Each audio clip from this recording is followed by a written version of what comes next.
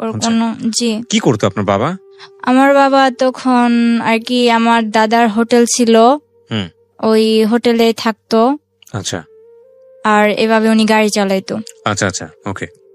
তো আমার বাবা যখন মনে করেন আমার বয়স 7 আর আমার ভাইয়ের বয়স এই ধরেন 2 কি 2.5 এরকম হবে, তখন আমার বাবা আমাদের ফালায় কি অন্য জায়গায় বিয়ে করে। আপনার বাবা? জি। আমার বাবা আমার মার অজান্তেই অন্য জায়গায় বিয়ে করে। যখন আমার মা জানতে পারে আর কি, তখন জিজ্ঞেস করে তুমি কি এটা করছো। পরে আর আমার মার বিয়ের পর থেকেই মনে করেন যখন আমি হইলাম, আমার ভাই হওয়া অব্দি ঠিক ছিল, যখন আমি হইলাম এরপর থেকে আমার মারে মারধর। আচ্ছা। মারে তো অনেক মারধর করছে।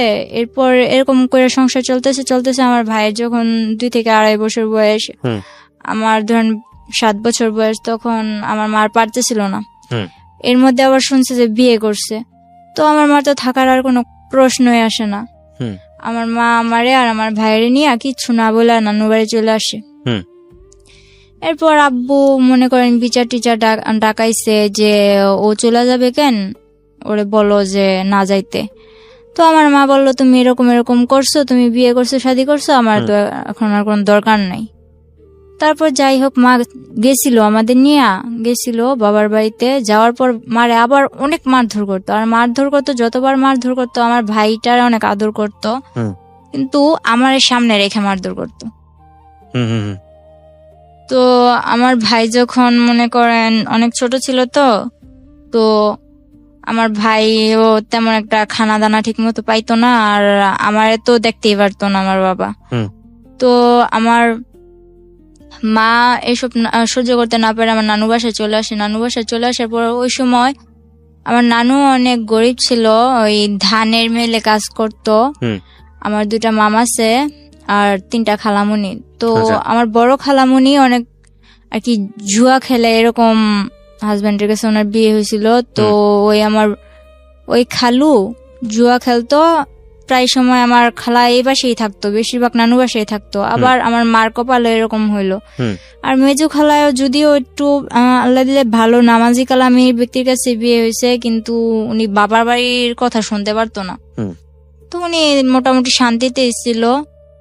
তো আমার মা ভাবতো যে আমার বড় বোনটা এভাবে কয়েকদিন পর পর বাবার বাসায় এসব থাকে। আমার ভাই 2টা, একটা মই চাষ গেছে। আচ্ছা। আর মই চাষ গেছে আমার মার আমার মা যেমন কিছু আমার বাবার সংসারে থাকতে টুকিটাকি যেগুলা রাখতো ওগুলা জমাইতো বাবারে না জানায়া। তো ওইভাবে জমাইতে যেমন অনেকগুলা টাকা কইরা মামার দিছে। তো মামা ওদিক থেকেও গেছে, মামা নিজেও কিছু জোগাড় করে গেছে। তারপর মনে করেন মামা মই চাষ, ছোট একটা খালা আছে, ছোট একটা মামা আছে, আর আমরা 2 ভাই বোন। এর মধ্যে বড় খালাও মনে করেন এই বাসায় থাকে, আমার মা ওই বাসায় থাকে। তারপর বড় খালার ঝামেলা শেষ করে বড় খালার বাসায় পাঠাই দিছে। আর আমার আম্মু বলতেছে, আমার আম্মু তখন কাঁথা সেলাইতো। আচ্ছা। কাঁথা সেলাই করে সংসার করতো, দর্জি কাজও জানতো, টুকটাক করতো। পাশের বাড়ি একজন বুদ্ধি দিল যে তুই বাইরে চলে যা। আপনার মাকে বুদ্ধি দিল? জি। তখন কি বাবার সঙ্গে থাকতো না আলাদা হয়ে গেছে? না, তখন তো আমার মা আলাদা ভাবে আইসা পড়ছে। আচ্ছা আচ্ছা। আপনারা কি মার সঙ্গে থাকতেন না বাবার সঙ্গে? মার সঙ্গে থাকতেন 2 ভাই বোন। এর মধ্যে আবার অনেক কিছু হয়েছে কি, যখন আমার মা আইসা পড়ে তখন 3 মাস পর আমারে আবার নিয়ে যাওয়া হয় আমার বাবার বাসায়। হ্যাঁ, আমার ভাইটা দুধের বাচ্চা, আমার ভাইটারে নিতে পারে না। তো আমার নিয়ে যায়, নিয়ে বলতেছে যে তুই বাবার সাথে থাকবি না তুই মার সাথে থাকবি। আপনাকে জিজ্ঞেস করেছে? হ্যাঁ, কিন্তু কোনো দিন এতটা আদর করে নাই। আমার দাদু বাড়ির সবাই আমারে যতটা আদর তখন আমারে করছে যে তুই আমাদের সাথে থাকবি, মানে আপনাকে রাখার জন্য মূলত। কিন্তু আমার রাখতে পারে নাই। মানে আপনি ডিসিশন দিয়েছেন আমি মার সঙ্গে থাকবো। আমি ওদের কাছে বলছি হ্যাঁ থাকবো, যখন বলতাম যে না থাকবো না তখন রাইগা যাইতো আর কি, একরকম করতো আমার সাথে। পরে যখন বিচার বসলো তখন আমি বললাম আমি মার সাথে থাকবো। আপনি নিজে থেকেই বলেছেন? তখন কি স্কুলে যাইতেন? মানে ওই বয়স ছিল না? কয় বছর বয়স তখন? আমার বয়স 7 বছর। ও আচ্ছা, ক্লাস 1-2 তে পড়ার বয়স। হ্যাঁ। পড়াশোনা করতেন?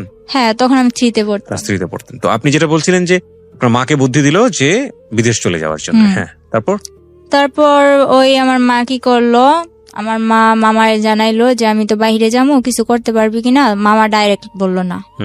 মা বললো আমার কিছু টাকা পয়সা লাগতো, এখন যদি তোরা না করে দেস তাহলে আমি কার কাছে যাবো, তোকে যে সময় প্রয়োজন ছিল আমি কি তোকে হেল্প করছি না আমার সংসারে থাইকা, এখন তোরা কিছু কর। তো আমার মামা ডাইরেক্ট না করে দিল। পরে আমার নানু বুঝাইলো যে দেখ তো মেয়েটা কই যাইব। এটা বুঝানোর পর মামাও কিছু দিল। তারপর হইলো যে মা এই কাঁথা সেলাই করা, দর্জি কাজ করা, মনে করেন 7-8 মাসে কিছু জোগাড় করলো। জোগাড় করার পরে মা এইসব দিয়া ওই সেন্টার টেন্টারে এদিক সেদিক যাইয়া মনে করেন কিছুদিন পর মা বিদেশ চলে যায়। তখন আমি 8-এ পড়ি। আচ্ছা, ঠিক আছে। তো আপনাকে রেখে যায় কোথায়? আমার নানির কাছে রেখে যায়। নানির কাছে রেখে যায়, ঠিক আছে। নানুর কাছে, নানির কাছে ছোট মামা ছিল বাসায় আর ছোট খালা ছিল। তো আর আমার ভাইটারে আর আমার নানির কাছে রেখে যায়। আমার মা যাওয়ার 3 মাস পর আমার নানি মারা যায়। ওহো। আমার নানি মারা যাওয়ার পরে মনে করেন এখন তো আমার ছোট খালাটা সংসার হাল ধরলো। আমরাও খুব ছোট ছোট ছিলাম তখন। আমার মাদ্রাসায় দিল, স্কুল থেকে আইনা মাদ্রাসায় দিল। তখন ক্লাস 5-এ পড়ি। 5-এ পড়া অবস্থায় মনে করেন এখন আমার সামনে পরীক্ষা, এর মধ্যে আমার নানু মারা গেছে। আবার বলতেছে আমার ছোট খালামণির বিয়ে ঠিক হয়েছিল, 40 দিন যাওয়ার আগে বিয়ে দিতে হইব, নয়তো 40 দিনের পরে 18 মাস যাওয়ার আগে বিয়ে দিতে হইব। এগুলো কি বলেছে? এগুলো আর কি আশেপাশের লোকজন, হ্যাঁ আশেপাশের লোকজন বলে যে মরার 18 মাস এগুলা বাছাবাছি করে আর কি ওনারা। তো এগুলা বলার পর কিছু করার নাই। নানির 40 দিন যাওয়ার পর 18 মাস যাওয়ার আগে আর কি 2 মাসের মধ্যে আমার খালামণিরও বিয়ে দিয়ে দেয়। তখন আমার কেবল 8 বছর, আমার ভাইটা 3 বছর। এরপর আমার নানু কি করবো, কিছু তো করার নাই। তো বড় খালার বড় মেয়ে যেটা আছে ওরে আনে, ও স্কুলে পড়তো, ও তখন এসএসসি দিছে, কলেজে ভর্তি হবে এমন সময় ওরা আইনা পড়ে। তো সংসারের হালটা ধরার পর মনে করেন কোনো মতে সংসারটা চলতেছে। তো হঠাৎ করে আমার ওই বোন মনে করেন কিছুর থেকে কিছু হইলে আমাদের দুনো ভাই বোন, আমার ভাইটা যে বাচ্চা, আমার ভাইটা কিন্তু এখন শুকায় গেছে, কিন্তু ছোটবেলা এত কিউট ছিল। আমার ভাইটার দেখলে সবাই যে না দেখবো ও আদর করতে চাইবো, এরকম মোটা টোটা ছিল। আমার ওই ভাইটার দিকে তাকায় ওর একবার মায়া হয় নাই। ও শুধু শুধু মারতো, কথা থেকে কথা হইলেই মারতো, আর আমার তো কোনো কথাই নাই। ওরে আনা হয়েছে এই সংসারের কাজ করার জন্য। আমার মা বিদেশ থেকে ওর জন্য এক্সট্রা খরচ দেয়। আমার মামারা বলে দেখ মুক্তি তোর যা লাগবো আমাদের বলবি, কিন্তু ও দুনো ভাই বোনের যাতে কষ্ট না হয়। তখন মনে করেন আমার বোনটা কিছু থেকে কিছু লেগুতো, যা তোর বাবার কাছে যা। বাবার কাছে পাঠাইতো, বাবা বলতো আমার কাছে আসছোস কেন, ডাইরেক্ট আমার কাছে আসার কি দরকার, মার কাছে থাকবি মার কাছে যা। মাও মাঝে মাঝে ফোনে বলতো তোর বাবার কাছে যা দেখ কিছু বলে কিনা, ওখানে থাকতে পারিস কিনা, এরকম কিছু বলতো মা। তো আমার মা ক্লাস 8-এ পড়েন তখন? না তখন 5-এ পড়ি, পরীক্ষার সামনে। আচ্ছা। তো এরকম করতে করতে আর কি সারাদিন কাজ করতাম, শুধু আমি ক্লাসটা করার টাইম দিত আমারে, আর বাকি সময় শুধু ঘরের কাজ করতো। বাকি সময় ঘরের কাজ করতাম। এমন কি আমার নানা এমন একটা সময় গেছে, আমি বাচ্চা মানুষ, যদি আমি আমার নানার কাপড় কাচা না দিতাম আমার নানা পরিষ্কার জামা পরতে পারতো না। তখন আমি 5-এ পরীক্ষা দিব, 8-9 বছরে পড়ছি। এরপর মনে করেন আমি কোনো প্রাইভেট কোচিং কিচ্ছু করতাম না। পরে পরীক্ষাটা দিলাম, এরকম করে পরীক্ষাটা দিলাম। এই সকালে উঠা কি আমি এত তাড়াতাড়ি কি থাল বাসন গুলো ধুইতে পারবো? ও রাত্রে 11টা বাজলো, আমি ঘরের মধ্যে পানি আইনা কলসের মধ্যে কইরা ঘরে পানি আইনা বোলের মধ্যে নিয়ে ওই থাল বাসন গুলা ধুয়ে রেখে যেতাম। এরকম একটা অবস্থা ছিল। আশেপাশের নানুরা কি করতো, আমার কাছে আমার কথা বলতো, আর ওই আমার খালাতো বোনের কাছে আমার খালাতো বোনের কথা বলতো। আমারে বুঝাইতো দেখ মুক্তি তোদের সাথে এরকম করে, মুক্তি ভালো না, এটা ওইটা এরকম ভাবে চলবি ওরকম ভাবে চলবি। আর মুক্তি আবারে বুঝাইতো যে এই দুটার বাপের কাছে পাঠাস না কেন, রাখছস কেন তোদের কাছে, এরকম করে আর কি হালডি মারতো। তো বাসার মধ্যে আমার প্রায় 14টা, আজ তো মিল্লা 14টা নানি, একজনে এক কথা বলতো। তো ওই সময় বাচ্চা মানুষ ছিলাম, তো মনটাও প্রায় নষ্ট হয়ে গেছিল। পরীক্ষাটা দিলাম ইনশাল্লাহ। ওর বোন একটা, আমার খালাতো বোন আরেকটা, মুক্তির ছোটটা আমার সাথে পরীক্ষা দিচ্ছে। ওর থেকে ভালো ভালো নম্বর পাইছি। কিন্তু দুর্ভাগ্যবশত আমার শেষ পরীক্ষা যেদিন, ইসলাম ধর্ম পরীক্ষার দিন, আমার অ্যাক্সিডেন্ট হয়। ওকে। যে অটো দিয়ে গেছি ওই পুরো অটোটা অ্যাক্সিডেন্ট হয়, কিন্তু আমার বেশি হয়। আমার ডান হাতের এই আঙুলটা ভাঙা যায়। ভাঙা যাওয়ার কারণে আমি সবটাতে ভালো পাইলেও ওই পরীক্ষাতে আমি কিছুই পাই নাই। তো বাসায় এগুলা নিয়ে অনেক কিছু হয়েছে, যে পরীক্ষায় ফেল গেছে, এটা গেছে, ওইটা গেছে। তো আমার মারে বলতো কি যে আমি আমার মার সাথে কথা বলতে চাই না। কিন্তু আমার মা যখন জিজ্ঞেস করতো যে আমার মেয়ের কাছে দে, ছেলের সাথে তো কথা বলেই, ও তো বাচ্চা মানুষ, ও কি বলবো। তো আমি তো বুঝি, এজন্য আমার সাথে কথা বলতে দেয় না। এরকম করে অনেকদিন গেল। যাওয়ার পর আমার আলিটেক মাদ্রাসায় দেওয়া হইলো। মাদ্রাসায় থাইকা পড়মু। তো ওখানে থাইকা পড়তাম, কিছুদিন পড়ালেখা করলাম ওখানে থাইকা। তো ওখানে একটা ছেলে দেখতাম কি মাদ্রাসার বিল্ডিং এর কাজ করতো। তো আমার ব্যাপারটা উনি কিছু কিছু হয়তো কারো কাছ থেকে জানছে, যে আমার মা বিদেশে এরকম ওইরকম। আগে আমার অনেক জিজ্ঞেস করতো, আর এখন আমি এরকম দেখতেছেন। তখন কিন্তু আমার 12 বছর বয়স যখন, তখন আমি পুরো একটা, ধরতে গেলে আমার ভুটকি ছাড়া কেউ কথা বলতো না, এরকম আমি একটা মেয়ে ছিলাম, একটা হাতির মতো ছিলাম।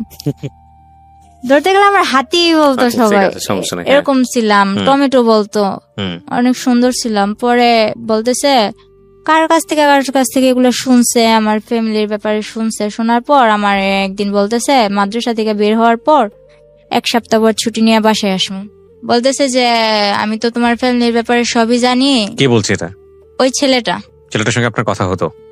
কথা হইতো না, কিন্তু পিছু রাখছে। আচ্ছা, কি নাম ছিল ছেলেটার? ফারুক। হ্যাঁ, ওই মিস্ত্রির কাজ করতো। হ্যাঁ, আচ্ছা, রাজমিস্ত্রি। হ্যাঁ। পরে ও আমার ডাকার পর আমি যখন গেলাম, বললো যে আমি তো এরকম এরকম তোমার সম্বন্ধে সবই জানি। তো বললাম তো আপনি জানেন আমার কি। আর আমার একটা স্বভাব ছিল কি, ছোটবেলা যতই আমার মারধর করুক আর যতই যাই করুক, একটা অনেক গুরুত্বপূর্ণ আমার কথা বলতেছে, কিন্তু আমি ঘোড়ার মতো ফালাইতেছি। মানে আমার কোনো কেয়ার নাই না। তো উনি ওনার মতো বইলা গেছে, আমিও আইসা বসছি। এরপর আমার মা বিদেশ থেকে ছুটিতে আসার ঠিক একদিন আগে আমার মামা 50,000 টাকা পাঠাইছিল। তো আমার নানা আবার কি করছে, ওগুলা ঘরে না রাইখা ওগুলা আমার খালামণি গো বাসায় রাখছে। আচ্ছা। আর আমার খালাতো বোন যেটা আছে, ওটা বড় খালাদের ঘর তুলবো, এজন্য গো বাসায় গেছে। তো আমি যেমন পারছি তেমন মনে করেন লবণ টবণ বেশি দিয়া শাক রান্না করছি। তো আমার নানা কান্না করে আর বলে যে মুক্তিরে তো আমি আনলাম, কিন্তু কোনো সায় পাইলাম না। তুই ছোট হইলো, তুই আমার যে লবণ বেশি দিয়ে হইলো ভাত মুখে তুলে দিতেছস, এটাই আমার কাছে অনেক। এগুলা বইলা নানা কান্না টান্না কইরা ওই লবণ ওলা শাক দিয়ে ভাত খাইয়া উঠা গেছে। তো নানা ও বাজারে গেছে, বোনও ওনার বাসায় গেছে, বাড়িতে আমি একা। তো একটা ব্লেন্ডার দিয়ে আমি আমার মেজু খালাগো বাসায়, যেটা বর্তমানে সুখে আছে আমার মা খালাদের সবার কাছ থেকে বেশি, আমার ভাইটারে বলি যে এটা নিয়ে খালামণিদের বাসায় দিয়ে। তো আমার ভাইটা ওখানে গেছে। ভাইটা যাওয়ার পর আমার সাথে এরকম একটা বিশ্রী ঘটনা ঘটে, আমি ভাবতে পারি নাই। হালকা শীত হালকা গরম, তো আমি লেপ নিয়ে শুয়ে আছি। এর মধ্যে 2টা লোক বোরকা পরা, মনে করেন বোট জুতা পরা, চশমা পরা, আর কি চেনার কোনো ক্ষমতা নাই, বলতেছে যে আইসেই চুলে ধরা মাত্র যখন আমি চিৎকার দিমু, তখন মনে করেন টিভির সাউন্ড পুরো 100। আর আমার এক নানা, পাশের ঘরের নানা, উনি ফুল সাউন্ড দিয়া বক্স বাজাইতেছে। আর আমাদের বাড়ির সবাই মনে করেন দাওয়াত খাইতে গেছে। তো এমন সময় আসছে ওই 50,000 টাকা ই করার জন্য। এখন আমার জিজ্ঞেস করতেছে চাবি কই। তো আমি বাচ্চা মানুষ, আমি কি করবো, আমার শুধু এতটুকুই কথা যে আপনারা কে, মুখ দেখান আপনারা কে। তখন আমি হাত দিয়ে অনেক কালাবালি করলাম যে আমি মুখটা দেখবো, কিন্তু ওনারা কি করলো, বললো যে হাতটা বেশি নাচে, তুই তো এমনি নাচুনি। তো পাশের একজন বলতেছে গলা ডাবায়া গদা গো, বুঝা নিব তো। এরকম বলার পরে আমি বলতেছি তোমরা কে, নিশ্চয় আমার চেনা কেউ, তোমার মুখ আমি দেখবো। বললো তোর হাত 2টা বেশি নাচতেছে, হাত 2টা বাইদা নিল। পরে পা দিয়া যখন আমি লাথি মারলাম, আমার মনে করেন থাপড়াইতে পুরো লাল বানাই লাইছে। পরে আমার টাইনা নিচে নামায়া পিছন দিকে এভাবে হাত দিয়া খাটের পায়ের সাথে আমার বাঁধছে। এখন পা দিয়া লাইতেছে দেখা বলে যে পাটা বেশি নড়ে, পাটাও বাঁচছে। শেষে বেশি রকম চিল্লাইতেছে দেখা বাড়িতে তো কেউ নাই, সুযোগ আরো ভালো পাইছে, আমার মুখটাও বাঁচছে। বাঁধার পর মনে করেন কিছুদিন আগে নানা নতুন ফ্রিজ কিনছে, ফ্রিজটার মধ্যে একটা দাম করে লাথি মেরে বললো কি যে সুখ বেশি হয়ে গেছে, ফ্রিজও আনছে ঘরে। এটা বইলা ড্রয়ারটা ভাঙছে, কিছু পায় নাই। না পাওয়ার ফলে আমার 2-3টা লাথি মাইরা আমার পায়ে নুপুর ছিল, ওই নুপুর গুলা নেয় নাই, কিন্তু কানে যে দুলগুলা ছিল ওগুলা নিয়ে গেছে। কিছুদিন আগে আমার মা পাঠাইছে। তো এরকম করে নিয়ে যাওয়ার পর আমার মা আসার একদিন আগের ঘটনা এটা। পরে মনে করেন ওনারা চলে যাওয়ার পর অনেক কান্দা, ওনারাও দরজা দিয়ে বের হয়েছে, পিছনের দরজা দিয়ে বের হয়েছে, সামনের দরজা দিয়ে আমার এক আত্মীয় আমার দেখা চিৎকার দিয়ে আমার খুলছে। তো পুরা গ্রাম একটা হস্তনস্ত বিষয় হয়ে গেছে। পরে আমার মা আসলো, মা আসার পর মা একদিন পর আসলো, আমি অসুস্থ, আমার মারতে মারতে প্রায় অসুস্থ বানায় ফেলছে একেবারে। মা আসার পর এখন প্রশ্ন দাঁড়াইছে একটা, আমার কানের দুলগুলা নিল কিন্তু নুপুর গুলা নিল না। এটা সবই আমার একটা নাটক। আচ্ছা, মা বলতেছে আপনার এটা সম্পূর্ণ নাটক? না, মা না। তাহলে মার কাছে বাড়ির সবাই বলতেছে, ওই আমার খালাতো বোন বলতেছে যে ওর এটা সম্পূর্ণ নাটক, আমি আমার বাসায় গেছি এই কারণে ওই নাটকটা করছে। ওর বাসায় গেছে ওদের ঘর তুলবে এজন্য, আমি কেন নাটক করতে যাব? এরপর মনে করতেছেন, তাহলে আমি বললাম যে আচ্ছা আমি যদি নাটকই করি, আমি আমার মুখ বাঁধতে পারবো, আমার পা বাঁধতে পারবো, কিন্তু আমার হাতটা বাঁধবো কি করে? আমি হাতটা যে পিছনে নিয়ে এইভাবে বাঁধছে ওটা তো আমার দ্বারা সম্ভব না। পরে বলতেছে তোর ভাইয়ের দিয়া করাইছস। তো আমার ভাই তো না না না, আমি এই কাজ করি নাই, আমি কেন করবো, আমি তো খালামুনিকে বাসায় ছিলাম।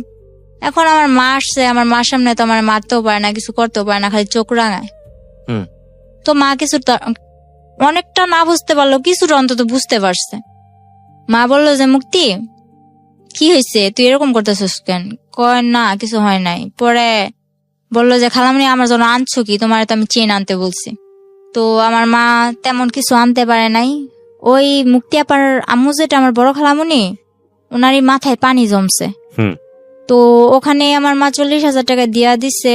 এরকম করতে করতে ওই আমার খালাতো বোনের চেনটা দিয়া দিল, তা তো ওনার মন বললো না। এরপর মনে করেন আমার মামা বিদেশ থেকে আসলো। মামা বিদেশ থেকে আসার পর বিয়ে করানোর জন্য আমার মা আর কি অনেক কিছু করলো, যে ভাই বিদেশ থেকে আসছে, ভাইয়ের বিদেশ আর পাঠামো না, বিয়ে করাই দিমু। তো মামা বলতেছে আমি বিয়ের পর বিদেশ যাবো। পর বলতেছে আচ্ছা ঠিক আছে তুই বিয়ে কর। তো আমার নানুদের পছন্দে আমার মামার বিয়েটা করানো হয়। বিয়ের 4 দিন পর, ঠিক 4 দিন পর আমার মামা আমার জন্য যে চেন আনছে, মোবাইল আনছে, মোবাইলটা তো আমার হাতে দেয় নাই, বলছে এটা তোর জন্য আনছি। ওই চেনটা আমার কাছে চাইলো যে মামা তোর চেনটা দিত। বিয়ের 5 দিনের দিন আমার মামি আইসা এরকম করে চেনটা দেখায় যে দেখ, এই দেখো তোমার মামা আমার কয়টা চেন দিছে। তো এটা বলার পর আমি অনেক কষ্ট পাইছি, মারে কিছু বলি নাই, তো মা লক্ষ্য করছে। আর বিয়ের 5 দিন হয়েছে মাত্র, কিন্তু আমার মামি করতো কি, আমার মার নামে যেটা হয়েছে ওইটাও আমার মামার কাছে বলতো, যেটা না হয়েছে ওইটাও আমার মামার কাছে বলতো। তো বিয়ের 1 সপ্তাহ হয়েছে, 7 দিন। 7 দিনের দিন আমার মা বলল যে তুই তো চলে যাবি, তো আমি যে তোরে, আমার মা বাইরে থাকা অবস্থায় আমার মামারে 12 লাখ টাকা দিছিল। ওই আমার মামার কি আফ্রিকা যাওয়ার পথে মনে করেন দালালেরা বিক্রি করে দিছিল।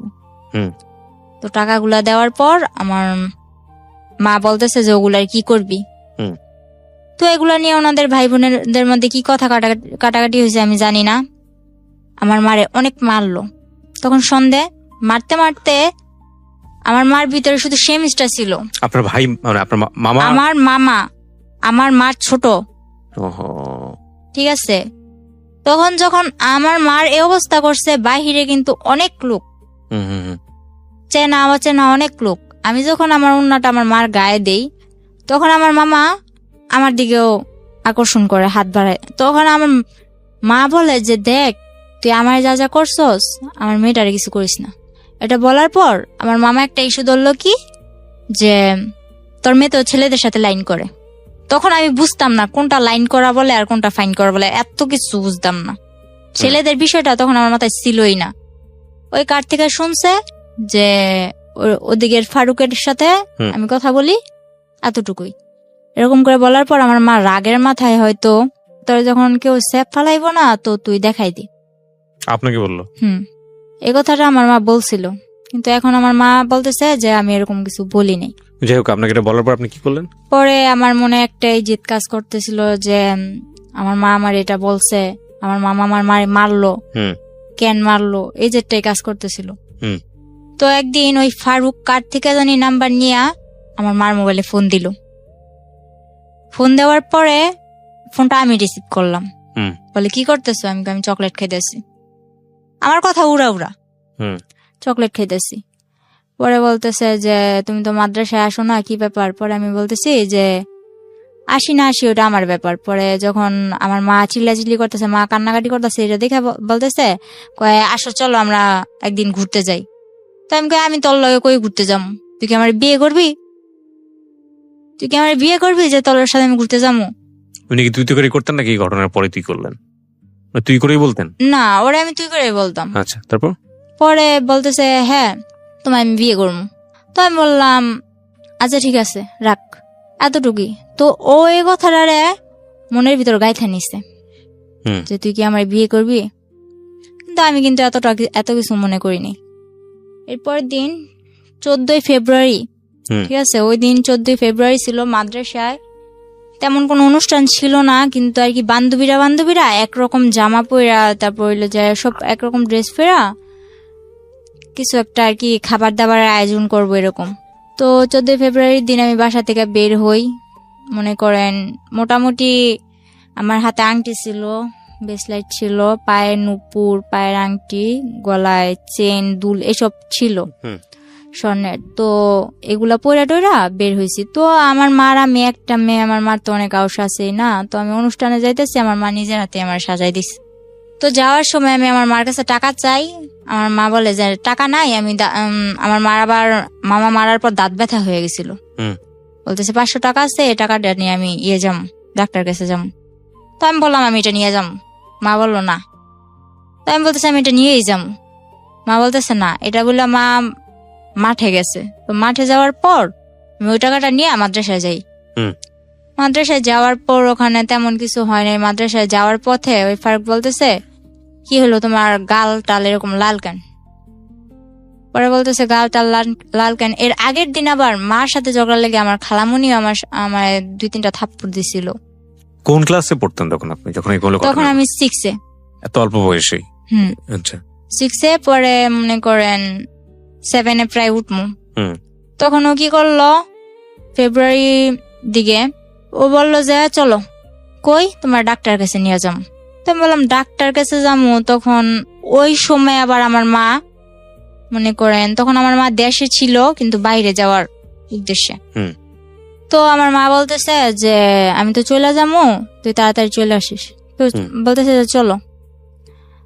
তো আমি বললাম যে কই যাবো? কই ডাক্তার কাছে। তো আমার একটা অভ্যাস ছিল কি ছোট থেকে, আপনি আমি চিনি না জানি না, আপনি যদি বলেন যে আয় ঘুরতে যাম, ঠিক আছে আমি ঘুরতে যাম, আপনি যেই হন ঘুরতে তো নিয়ে যাবেন। পরে মনে করেন এরকম করতে করতে ও 2-3 বার বলার পর ওই 14ই ফেব্রুয়ারির দিনই ও আমারে বললো যে তুমি আসো। তো আসতে বললো। এরপর আমার কিচ্ছু মনে নাই। ও নাকি ও আমার নিয়ে যাওয়ার পর আর কি বলছে যে আমার ডাক্তারের কথা বলে ও নিছে, কিভাবে নিছে, কোত্থেকে নিছে এটাও আমার মনে নেই। ও আমার নিছে যখন আমি গাড়িতে, তখন আমি ওরে বলতেছি যে কিরে তুই আমার কই আনছস, আমি এখানে কেন? তো গাড়ির মধ্যে আমি অনেক বড় একটা চিল্লাচিল্লি আর কি মানুষ জড়ো করে নিছি। তখন আমি কক্সবাজারের ওদিকে আমার নিয়ে চলে গেছে, কক্সবাজার ওদিকে, কিন্তু আমার হুঁশ নেই। ডাক্তারের কথা বলে আপনাকে কক্সবাজারে নিয়ে যাচ্ছে। কিন্তু আমি যে গাড়িতে উঠছি এটাই তো আমার মনে নেই। কিছু একটা খাইয়েছে আপনাকে? কি করছে তাও আমি জানি না। আচ্ছা। পরে মনে করেন আমার যখন আমার সজ্ঞান আসে যে আমি ওর সাথে এত দূর কেন, বা রাত্র হয়ে যাইতেছে, আমার মা তো টেনশন করবো। তখন কিন্তু আমার হাতে একটা ফোন ছিল, কেউ জানতো না, আমার মাও জানতো না। তখন আমি FM শুনতাম। ওই ফোনটা কেউ জানতো না আমার কাছে আসছে, এমনকি আমার মাও জানতো না। পরে ওই ফোনটা দিয়ে আমি গেমস খেলতাম, সিম টিম কিছু ছিল না। তো সিম টিম কিছু ছিল না, একটা মার সিম ছিল। মার সিম থাকাতে যে আমি মার থেকে নিছি যে মা এই সিমটা আমার দরকার, কারণ সিম ছাড়া আমি FM শুনতে পারতেছি না। তো ফোনের এত কিছু বুঝি না, ওই FMটাই শুনি আর করি, গেমস খেলি। এরপর ওই মোবাইলটা ছিল আমার সাথে, পরে বলতেছে তোমার সাথে মোবাইল আছে, মোবাইলটা দাও। মনে করেন জোরাজুরি করে এক পর্যায়ে আমার থেকে ওই মোবাইলটাও নিয়ে নেয়। পরে আমি যখন চিল্লাচিল্লি করে মানুষ জড়ো করি, তখন ওর বাসায় ফোন দিয়া কিভাবে কি ম্যানেজ করলো জানি না, ওর বাসার লোক বলল যে আমি ওর খালামনির মেয়ে, রাগ কইরা চলে আসছি ঢাকা, আমার নানু বাড়ি, রাগ কইরা চলে আসছি। এখন উনি আমার মা বলতেছে, ওর খালামনি বলতেছে যে ওর খালামনি আমার মা, ওর মা এখন বলতেছে যে আমার যাইতে দিতে। আমি একটু পাগলা টাইপের, আমার কিছু মনে থাকে না, তো আমার জিজ্ঞেস করতেছে তোমার বাড়ি কই। তখন আমি এটাও বলতে পারতেছি না যে আমার বাড়ি কই। মানে এটা কোথায় নিয়ে গেছে আপনাকে? এটা তখন কক্সবাজার। কক্সবাজার কার বাসায়? গাড়িতেই। গাড়ির মধ্যেই? হ্যাঁ, গাড়ির মধ্যে আমি চিল্লাচিল্লি শুরু করছি আমার কই নিয়ে আলি। আচ্ছা, ও গাড়ির লোকজন থেকে বলতেছে? আচ্ছা। পরে এক পর্যায়ে ওর গাড়ির লোকগুলা ছেড়া দেয়। ছেড়া দেওয়ার পর চকরিয়া ওর খালাতো ভাই রুবেল ওর বাসায় নিয়া, মনে করেন আমার 2 ঘন্টাও রাখতে পারে না। আমার পাগলামানি দেখে কি আমি বাসায় যাবো, আমি বাসায় ফোন করবো। তখন তো আপনি জানতেন না যে আপনি কই যাচ্ছেন, কোথায় যাচ্ছেন? হ্যাঁ, তখন ওটা কোন জায়গায় এটাও জানতাম না, কিন্তু ওরা কি বলতেছে আমি কিছু বুঝতেছি না। আমি খালি হা করে তাকায় থাকতাম। তো এক পর্যায়ে ওর মামাতো ভাই আর মামাতো ভাইয়ের বউ আমার বুঝাইলো, দেখো সামনে ওই পুলিশ ক্যাম্প দেখছো, যদি এখন তুমি এমন করো তাইলে মনে করো বলবে যে তুমি কোত্থেকে আইসো না আইসো, তোমার এদিক থেকে ধরে নিয়ে যাইয়া ওদিকে অনেক মারপিট কর। ও আমার কি করলো, এইসব বুঝাই টুজায়া বললো যে চলো আমরা বিয়ে করবো। তো আমি বললাম বিয়ে কয়ে কারে, আমি এসব বুঝি না, আমি বাসায় যাবো। আচ্ছা ঠিক আছে, তাহলে তুমি এক জায়গায় চলো, ওই জায়গা থেকে কাজ শেষ হইলে তুমি তোমার বাসায় যাইবা, আমি নিজে নিয়ে দিয়ে আসবো। তো এদিক দিয়ে আমার বাড়ির সবাই হয়রান, আমার মা ও বিদেশ টিদেশ যাওয়া বাদ, আমার মেয়ে কই। এদিক দিয়া মনে করেন আমার নানার ছোট ভাইয়ের ছেলে যারা আছে ওরা অনেক প্রভাবশালী, এলাকার মেম্বার চেয়ারম্যান, ওরাও মনে করেন কেস টেস কইরা মনে করেন একরকম অনেক কিছুই করছে আমার জন্য। পরে ওরে বলতেছে আমি বাসায় যাবো, এর মধ্যে আমার কিছুতেই বাসায় যেতে দিব না। পরে নিল কাজী অফিসে, তো আমি বুঝতে পারি নাই যে এটা কাজী অফিস। কয়েকটা লোক আসলো, ওর মা, ওর বাবা, ওর মামা, ওর আরো 2-1 জন আত্মীয় ওখানে সবাই উপস্থিত ছিল। তো আমার যে সময় বিয়ে হয় তখন কিন্তু আমি হাফ প্যান্ট পরি, এরকম অবস্থা।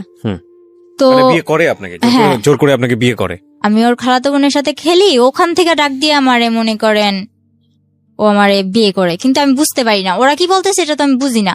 তো সবাই মিলাদ পড়তেছে, আমিও মনে করেন মোনাজাত ধরে মিলাদ পড়তেছি। আমার মোনাজাত ধরতে গেল, আমি মোনাজাত ধরলাম, আলহামদুলিল্লাহ বলতে বললো, আমি আলহামদুলিল্লাহ বললাম, কবুল টবুল কিছু না, শুধু আলহামদুলিল্লাহ। এরপর সবাই মিষ্টি খাইতেছে, আমিও চাই মিষ্টি নিলাম, খাইলাম, কিন্তু এটা যে আমার বিয়ের মিষ্টি আমি জানি না। তো এর পরের দিন যখন মনে করেন ওরে আর আমার এক রুমে থাকতে দেয়, ওর খালাতো ভাইয়ের বউ, ওর মাও আমারে বুঝায়, তখন আমি বললাম মানে কি, আমি তো থাকবো না। এরপর আমার অনেক কান্নাকাটির পর আমি আমার বাসায় যাবো, আর কিছু জানি না, ব্যাস এতটুকুই। পুরো একটা বিশৃঙ্খলা করে লাইছি, পুরো পাগল বানাই লাইছি। পরে বললো যে ও তো তোমার বিয়ে করা স্বামী, এখন যদি তুমি এরকম করো তাহলে তো তোমার পুলিশে দেওয়া হইবে, তুমি স্বেচ্ছায় বিয়ে করছো, এখন তুমি এরকম করতেছো। তো আমি বললাম আচ্ছা, আমি যতটুকু জানি বিয়ে করতে আমার বাবার নাম লাগবো, মার নাম লাগবো, এগুলা কোথায় পারলি? আমার তো বিয়ে করছোস, কিন্তু এগুলো কোথায় পাইলি? পরে দেখলাম কি একটা ভুয়া, তখন আমার বয়স কেবল 12, অথচ আমার বয়স দিছে 22-এর উপরে। একটা জন্ম নিবন্ধনের কার্ড বানাইছে, গ্রামের নাম ও যেমন আমার গ্রামের নাম কুলকেতচর, কিন্তু ওখানে কুলকেতচর, আলিটেক এরকম করে আর কি, অনেক ভুল। একটা জন্ম নিবন্ধনের কাগজ বানায়া কাবিন টাবিন কইরা 3 লাখ টাকা কাবিনে আমার বিয়ে করছে। 5 লাখ টাকা কাবিন, 3 লাখ টাকা উসুল, 2 লাখ টাকা বকে, এরকম ভাবে আমার বিয়ে করছে। বিয়ে করার পর আমি বললাম এসব তো আমি মানি না। পরে আমারে মনে করেন অনেক বুঝায় টুজায়া বললো যে কি করবা। তারপর বললো আচ্ছা তুমি ওর সাথে থাকো, থাকার পর কয়েকদিন পর তোমরা আবার তোমাকে বাসায় চলে যাইবা। আচ্ছা ঠিক আছে, ওর সাথে থাকলাম। মনে করেন ওর সাথে থাকার পর আমার প্রথম রাতেই মনে করেন আমি 1 সপ্তাহ হসপিটাল, আমার অবস্থা খারাপ। প্রথম যেদিন ওর সাথে এক ঘরে ছিলাম তখনই মনে করেন আমি 1 সপ্তাহ হসপিটাল। তখন ওর মা বাবা কি করলো, বললো যে আচ্ছা ওই বাসায় থাকা লাগবো না, তোরা তোর বোনের বাসায় ওরে নিয়ে চলে যা। তো আমার ননাসের বাসাটা পাহাড় অঞ্চলে ছিল, ওখানে ছিলাম। থাকার পর ওখানেও কয়েকদিন থাকার পর আমার শ্বশুর বললো ঠিক আছে এবার আমি গ্রামের কিছু মানুষ জানাইয়া বউরে ঘরে তুলে নিয়ে আসি। তো এগুলা করার পর গ্রামের কেউ মানে না, যে ও না জানায় বিয়ে করছে, ও বউ ঘরে তুলতে পারবো না, এটা ওইটা। তো আমার শ্বশুর কেউ না জানাই আমার ঘরে তোলে, কেউ জানে না। পরে এক পর্যায়ে যখন আমার ঘরে তোলার পরে আর এখন আমার শাশুড়িও মানতে পারে না। আমার ননদ যেটা, আমার 7টা ননাস, 5টা ননাস, 2টা ননদ, 1টা ভাসুর। তো এরপর মনে করেন ওরা আমার মানে না। যখন ওরা কেউ না মানে তখন আমার শ্বশুর আর ও আমার অনেক সাপোর্ট করে। তো আমার বিয়ের 19 দিনের দিন ও আমার ফোন করতে দিছে আমার বাসায়। যখন আমি ফোন করছি তখন তো আমি দুনিয়া পেয়ে লাইছি, এই বুঝি আমার নিয়ে যাইব। তো আমি ফোন করার পর যে ঠিকানা দেই, ওই ঠিকানা দেওয়ার পরে মনে করেন ওরা আমার ওই জায়গা থেকে আবার অন্য জায়গায় সরায় নেয়। ওরা অন্য জায়গায় ঠিকানা দিলে আবার ওই জায়গা থেকে আবার আরেক জায়গায় সরায় নেয়, এই অবস্থা। তো আমার বাড়ির লোক ওই চট্টগ্রাম পুরা ভাইজা খাইছে আমার জন্য, কিন্তু কিছু আমার খুঁজে পায় নাই। পরে এক পর্যায়ে আমার বাড়ির লোক বলতেছে তুই তো মিথ্যা কথা বলস, তুই তো মিথ্যা বলছস, তুই চট্টগ্রাম নাই, তুই অন্য জায়গায় আসছস।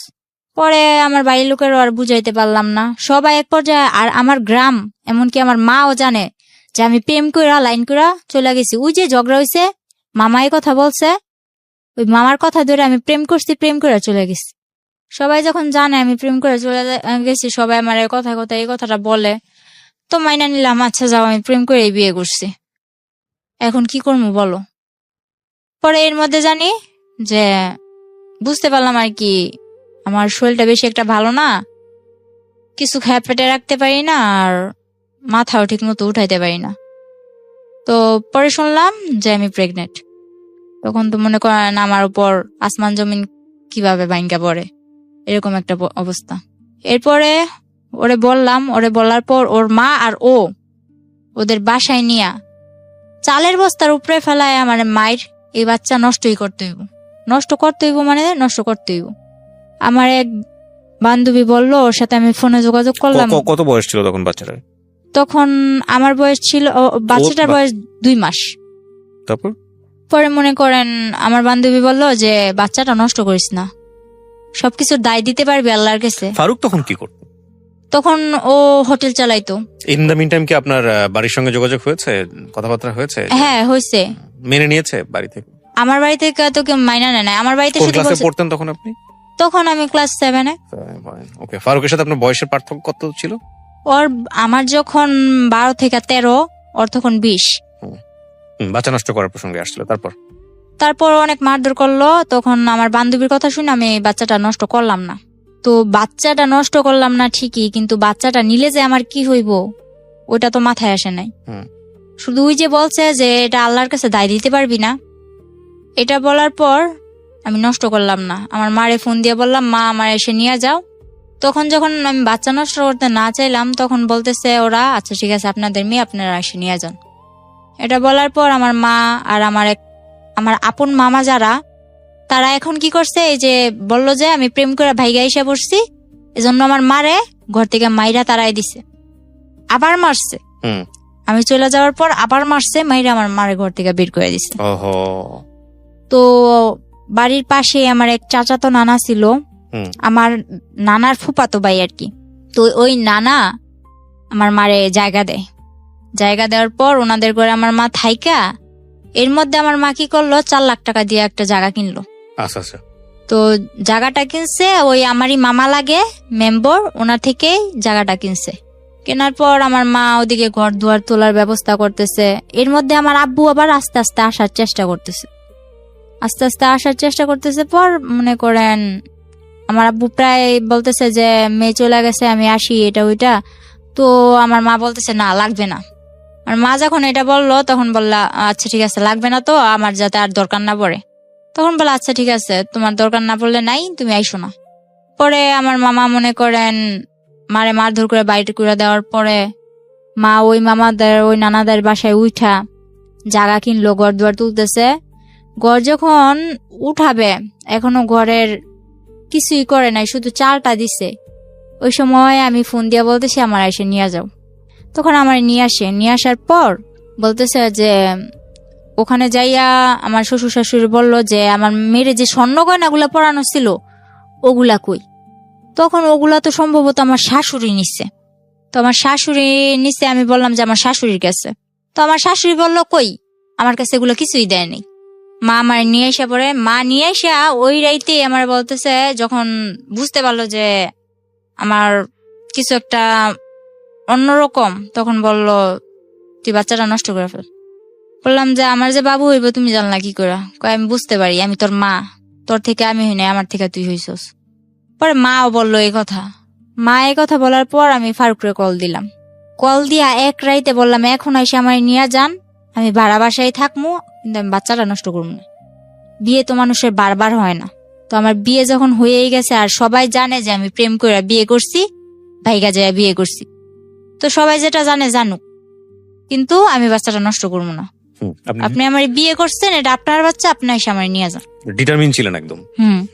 তো তখন আমার বয়স অল্প ছিল। আমার মা কি করলো, যেদিন ফারুক আসলো এর পরের দিনই কিন্তু ফারুক চট্টগ্রাম থেকে রওনা দিছে। আসার পর আমার নিতে আসছে ওর এক বন্ধুরে নিয়ে। নিতে আসার পর মা কি করলো, কিছু আয়োজন করে ওরেও খাওয়াইলো, বললো যে তুমি চলে যাও, আমার মেয়ে তো দিব না। তখন আমি বললাম যে আমি চলে যাম। তখন মা কি করলো, বাচ্চাটা নষ্ট করার জন্য আমারে পিল খাওয়াইলো। আমার গরম পানি করে খাওয়াইতে চাইছে অনেক জোরাজুরি করে, তো আমি গরম পানি করে খাই নাই। তারপর যখন এক পর্যায়ে আমার সাথে ধস্তাধস্তি করতেছে, পরে বললাম আচ্ছা খাবো, কিন্তু আমার ঠান্ডা পানি দিয়ে খাও। কিন্তু তখন আমি জানতাম না গরম পানি দেখালে কি হয়, ঠান্ডা পানি দেখালে কি হয়। কিন্তু আমি গরম পানি খামো না, তো আমার ঠান্ডা পানি দিয়ে খাও। ঠান্ডা পানি দিয়ে খাওয়াইলো, কিছু হইলো না। তো ওই রাতটা থেকে পরের রাত্রে আমরা আবার বাসে উঠলাম, শ্বশুর বাড়িতে যাই হোক শ্বশুর বাড়িতেই থাকবো। তো গেলাম, যাওয়ার পর ওখানে মনে করেন 3-4 মাস ভালোই কাটলো। কিন্তু আমার শ্বশুর বাড়িতে আমি ছোট অক্ষে সংসারের হাল ধরেন সবটাই ধরছি। সারাক্ষণ গরুর গোয়ালে পড়ে আছি, 4-5টা গরু পালতেছি, মুরগি তো মনে করেন খোয়ার ভর্তি মুরগি, হাঁস, গরু, ছাগল সবকিছু করতেছি। তো এর মধ্যে করলো কি, আমি বললাম যে আমি পড়বো, আমি পড়ালেখা করতে চাই। এ কথাটা আজ পর্যন্ত কেউ জানে না, এই যে আজকে আমি বললাম। আমার মা হয়তো শুনতেছে, আমার মাও জানে না। ও আমার এই স্কুলেও ভর্তি করাইছে, ঠিক আছে, ওর বোনের সাথে আমার স্কুলেও ভর্তি করাইছে। তো স্কুলে ভর্তি করানোর পর ওখানে আমি ঠিকমতো ক্লাস করতে যাইতে পারতাম না, যেহেতু আমার বাড়িতে সংসারে কাজ করা লাগতো। আমি রান্না বান্না করতাম, রান্না বান্না করে গরুর কাজ করতাম, সংসারের যাবতীয় যা কাজ করে যদি সময় পাইতাম তাইলে আমি ক্লাস করতে যাইতে পারতাম। তো ওই সুখটা আমার কপালে বেশি দিন সয় নাই। মনে করেন কিছুদিন পর এই কাজ নিয়ে একটা ঝগড়া হইলো আমার ননদের মধ্যে। আর আমার ননদ অনেক ছেলেদের সাথে মনে করেন ফোনে কথা বলতো, আবার টেসবুক এসব চালাইতো। তো ছেলেদের সাথে ওর অনেক ঘনিষ্ঠতা ছিল। পরে ও দোষ করতো, কিন্তু দোষগুলো আমার উপরে চাপাই দিত। আমার হাতে মোবাইল দিছিল তখন, ফারুক আমার হাতে একটা মোবাইল দিছে, ও বাহিরে থাকলে আমার ফোন টোন দিত। তো কিন্তু আমি মোবাইলের কিছু বুঝতাম না। তো আমি বললাম কি যে তুমি যে আমার দোষটা পাও, তুমি পাইছো কি? যখন আমি একটু কড়া ভাবে আমার ননদের আমি ধরলাম, তখন আমার ননদ আমার মারলো। ননদ আর শাশুড়ি মিলে দুইজনই মারলো। এদিক দিয়ে আমি কিছু খাইতে লইতে পারি না, শুকায় কাট হয়ে যাইতেছি। আমার তখন 5-6 মাস হয়ে গেছে, বাবু হবে কাছে আইছে ডেট। এর মধ্যে ওরা আমার মারধর করে আর কি সহ্য করতে পারছিলাম না। পরে এর মধ্যে আমার ফুফাতো বোন যেটা আছে, এটা আমার জামাইয়ের সাথে মনে করেন যোগাযোগ করা শুরু করলো। আমার ফুফাতো বোন, আমার বাবার সাথে আমাদের কোনো পরিচয় নাই, কিন্তু আমার ফুফাতো বোন যোগাযোগ করে। পরে কি করলাম, মারে বললাম মা আমি বাসায় চলে যাম। পরে ফারুক আইসা আমার যে সময় আমার 4 মাস শেষ 5 মাসে পড়বো, এমন সময় ফারুকে আবার আমার বাসায় দিয়া যায়। এই দিয়া যাওয়া, আর কোনো খবর পাত্তা কিচ্ছু নাই। আমার বাবু হওয়া অবধি, আমি আমার বাবু হওয়ার 3 মাস পর শ্বশুর বাড়ি গেছি, এ অবধি না 2 টাকা খরচ, না আমারে কেউ দেখতে আসা, না কোনো কিছু। মা তো মনে করেন এই দিক দিয়ে আমারে একটার পর একটা খোঁটা দিয়েই যাইতেছে। সবাই দেয়, প্রেম করে বিয়ে করছো, এখন কি লেগে এরকম হেলা করবো? তো প্রেম করে বিয়ে করছি না কি করে বিয়ে করছি ওটা তো তোমরা কইলেও বিশ্বাস করতেছো না। তো যা কর ওনারা ওনার মতো কয়া যায়, আমিও আমার মতো শুনি। তো ফারুকরে বললাম যে এবার কি করবা, আমার তো তোমরা কেউ দেখতে আসো না, আমি কি করবো বলো, আমি কি জবাব দিব? তো এক পর্যায়ে ও বললো যে তোমার কিছু জবাব দেওয়া লাগবো না বাবু, আমি আসবো। তো হঠাৎ করে একদিন বললো আসবো, ঠিক আছে ও আসলো। ও যেদিন আসলো তখন ওই দিনই আমার বাবু হইব। তো ওই দিন আমার ডেলিভারি হইলো। ডেলিভারি হওয়ার পর ও আমার মার হাতে, আমার ডেলিভারি হওয়ার সময় প্রায় খরচ গিয়েছিল 12-13 হাজার টাকা, কিন্তু ও আমার মার হাতে খরচ দিল মাত্র 2,000 টাকা দিয়া। পরে বলতেছে যে আমি এবার আমার বাসায় যাওয়া লাগবো। শুধু মেয়েটার মুখ একবার দেখা, বাসায় আনার পর ও মেয়েটার মুখ দেখা ও বলে এবার আমার বাসায় যাওয়া লাগবো। তো ঠিক আছে, ও বাসায় গেল। বাসায় যাওয়ার পর আমার বলতেছে যে মিষ্টির জন্য টাকা পাঠাও, বাবু হয়েছে মিষ্টির জন্য টাকা পাঠাও। তো মা বলতেছে তাহলে তুমি যখন মিষ্টির জন্য টাকা চাইতে পারো তাহলে তোমাকে ওই দিক থেকেও তো মিষ্টির জন্য টাকা পাঠাইবো, তো ওগুলা দাও। মা বললো যে তো ওগুলা দাও, বলে না আপনি পাঠান। তারপর মা বলতেছে তুমি যেগুলা দিয়ে পাঠাইবা বিকাশে পাঠানোর দরকার নাই, তুমি ওগুলা দিয়ে ওদিকে দিয়ে দাও, আর তুমি যেগুলা দিতা ওগুলা আমি আমার এদিক থেকে এগুলা দিয়ে মিটমাট করে দিই। এগুলা বলার পর মার মধ্যে ওর মধ্যে অনেক কথা কাটাকাটি হয়েছে।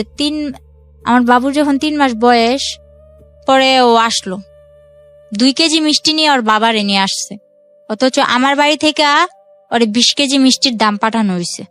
পরে ওর বাবারে নিয়ে 2 কেজি মিষ্টি নিয়ে আসছে। আর ভালো কথা, আমার মা যা আপ্যায়ন করা লাগে করছে। করার পর আমারে আর আমার বাবুরে ওদের কাছে দিয়ে দিছে যা লাগে, মনে করেন দোলনা থেকে শুরু করে আমার বাবুর যা লাগে, আমার যা লাগে আপনার সামনে দিয়েছে। হ্যাঁ হ্যাঁ। কেমন লাগছিল এই মুহূর্তে? ওই জীবনের প্রথম মুহূর্তে বাচ্চা। তো আমি আর কি, আমার যে বাবু হয়েছে, আমার বাবু কিন্তু আপনার বয়স কত ছিল ওই সময়? তখন আমার বয়স 14। বুঝতেন মা তো সার্বজনীন, মার আবেদন তো সার্বজনীন, সেটা যে বয়সই হোক না কেন। এতটা বুঝতাম না, কারণ আমি জানতাম এটা একটা বাবু, কিন্তু এটা যে আমার মেয়ে, আমার বাবু, এটা যে আমার একটা অংশ, ওগুলো এত কিছু না। তবে বাবুটা হাত পা নাড়ায় আমার সাথে খেলে, বাস এতটুকুই, আর কিচ্ছু না।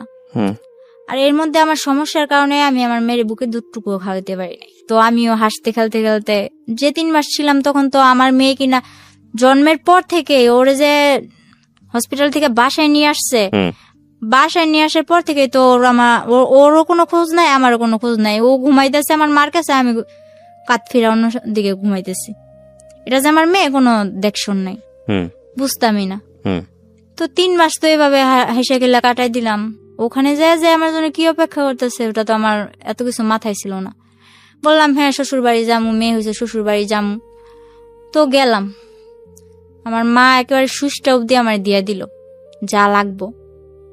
আমার জন্য ট্যাং, আমার মেয়ের জন্য ওই সেরোলাক্স 7 মাস অব্দি যা খাবার লাগবো আমার মেয়ের, সব খাবার আমার মা, দুধের ডিবি টিবি যা লাগে সব কিনা দিছে। ওই বাড়িতে যখন পাটা রাখছি, রাখা মাত্র আমার শাশুড়ি কি করলো, কি আনছে পর যা নিছি আর কি, শুধু দোলনাটা ঘরের মধ্যে ঝুলাই দিছে, এবিনে আর একটা সুতাও আমি চোখে দেখিনি। আমার মা 22,000 টাকা খরচ করে আমার মার গলার চেন বিক্রি করে আমারে এত সবকিছু কিনাকিটা দিল, কিন্তু আমার মার চেন বিক্রি করার মূল্য রইলো কি? আমি তো কিছুই পাইলাম না যাইয়া, শুধু দোলনাটা ঝুলাই দিছে মাঝোটে। পরে আমার মেয়েটারে আমি তবু অনেক চেষ্টা করছি, একটু মা বলছে যে বুকে দুধ খাওয়ানোর সুতা দিয়া তুই একটু রেস্ট নিতে পারবি, আরামে থাকতে পারবি। তো যখন আমি বলতাম যে আমার বাবুরে দুধ খাওয়াইতে হইব, তখন বলতো না দুধ খাওয়াইতে হইব না। ওনারা তখন আমার মেয়ে কি খাইতো, ল্যাকটোজেন 2 না 3 খাইতো, এরকম আর কি। ওইসব দুধের ডিবি টিবি নিয়ে ওনাদের কাছে তো ওগুলা কবজা। আমার মেয়ের কি দিত, সাগুদানা আছে না, সাগুদানা ভিজায় রাখতাম পানি দেয়া, পরের দিন সকালবেলা উঠে ওগুলা জাল দিয়া সারাদিন খাওয়াইতাম। আর আমি সারাদিন থাকতাম মাঠে। আমি বললাম যে আমি শুনছি 5-6 মাসের বাচ্চা গো আলাদা আলাদা ফলের রস খাওয়ায়, দুধ খাওয়ায়, এটা খাওয়ায়, ওইটা খাওয়ায়, ডিম খাওয়ায়, নুডলস খাওয়ায়, কিন্তু আমার মেয়ের তো ভাত খাওয়াইতেছে। তো আমার মেয়েও মাশাল্লাহ শিখা গেছে ভাত খাওয়া। তো আমি ওর বাবার জানাইলাম যে এইভাবে কি চলে, আমি সারাদিন মাঠে থাকি বাড়ির বউ হইয়া, আর আমার মেয়েটা এইভাবে থাকে, আমি তো এইভাবে পারতেছি না। তো আমি আমার বাসায় জানাইলাম, বাসায় জানানোর পর আমার মা, এর মধ্যে আমার মা বাহিরে চলে যায়। আমার শ্বশুর বাড়ি দেওয়ার পর মা বাহিরে চলে যায়। মা বাহিরে চলে যাওয়ার পরে আমার ভাইটারে ওই আমার নানার কাছে দিছে, মাদ্রাসায় পড়ে, সারাদিন মাদ্রাসায় থাকে, রাত্র হইলে আমার নানার কাছে আসে। তো মারে বললাম, মা আমি তো এখন এভাবে থাকতে পারতেছি না, তুমি কিছু একটা করো।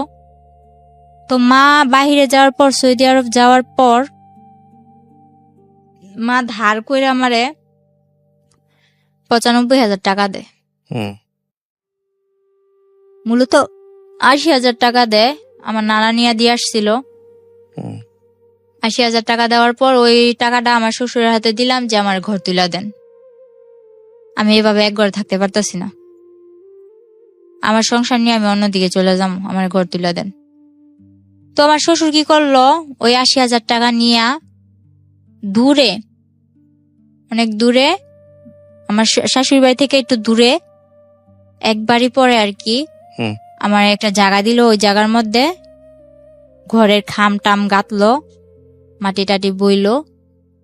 এগুলা করার পর এর মধ্যে আমার শাশুড়ি আমার দিয়া কিস্তি থেকে অনেক টাকা উঠায়, এক জায়গা থেকে 1 লাখ, আরেক জায়গা থেকে 20,000, আরেক জায়গা থেকে 30,000, এরকম করে উঠাইতে থাকে।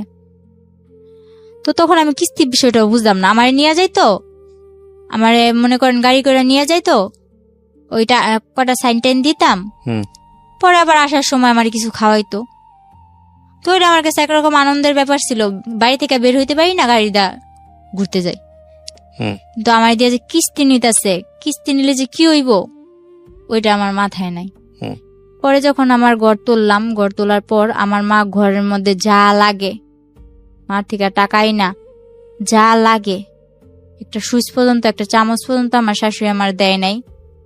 আমি সবকিছু কিনা নেওয়ার পর পুরো একটা 10 বছর সংসার করলে যা না হয়, আমি সব গুছানোর মতো একটা সংসার করি। তখন আমার কাছে ভালোই লাগতেছিল। তখন আস্তে আস্তে বুঝতেছি যে এটা আমার সংসার, আমার বিয়ে হয়েছে, আমার একটা বাচ্চা হয়েছে। এর মধ্যে আমার ফুফাতো বোন যেটা আছে, ও ফেসবুকে ফেক আইডি খুইলা, ছেলেদের নামে আইডি খুইলা আমার হাজবেন্ডের জানাইলো কি যে আমি তো মিমরে ভালোবাসি, ওর সাথে আমার রিলেশন ছিল, এখন তো আমরা পালাই যাম। তো ফারুক তো আমি বলতে পাগল ছিল। এটা যখন বললো আমার ফুফাতো বোন, তখন তো ও পুরা রাগ আমার উপর, কিন্তু আমারে বলে না।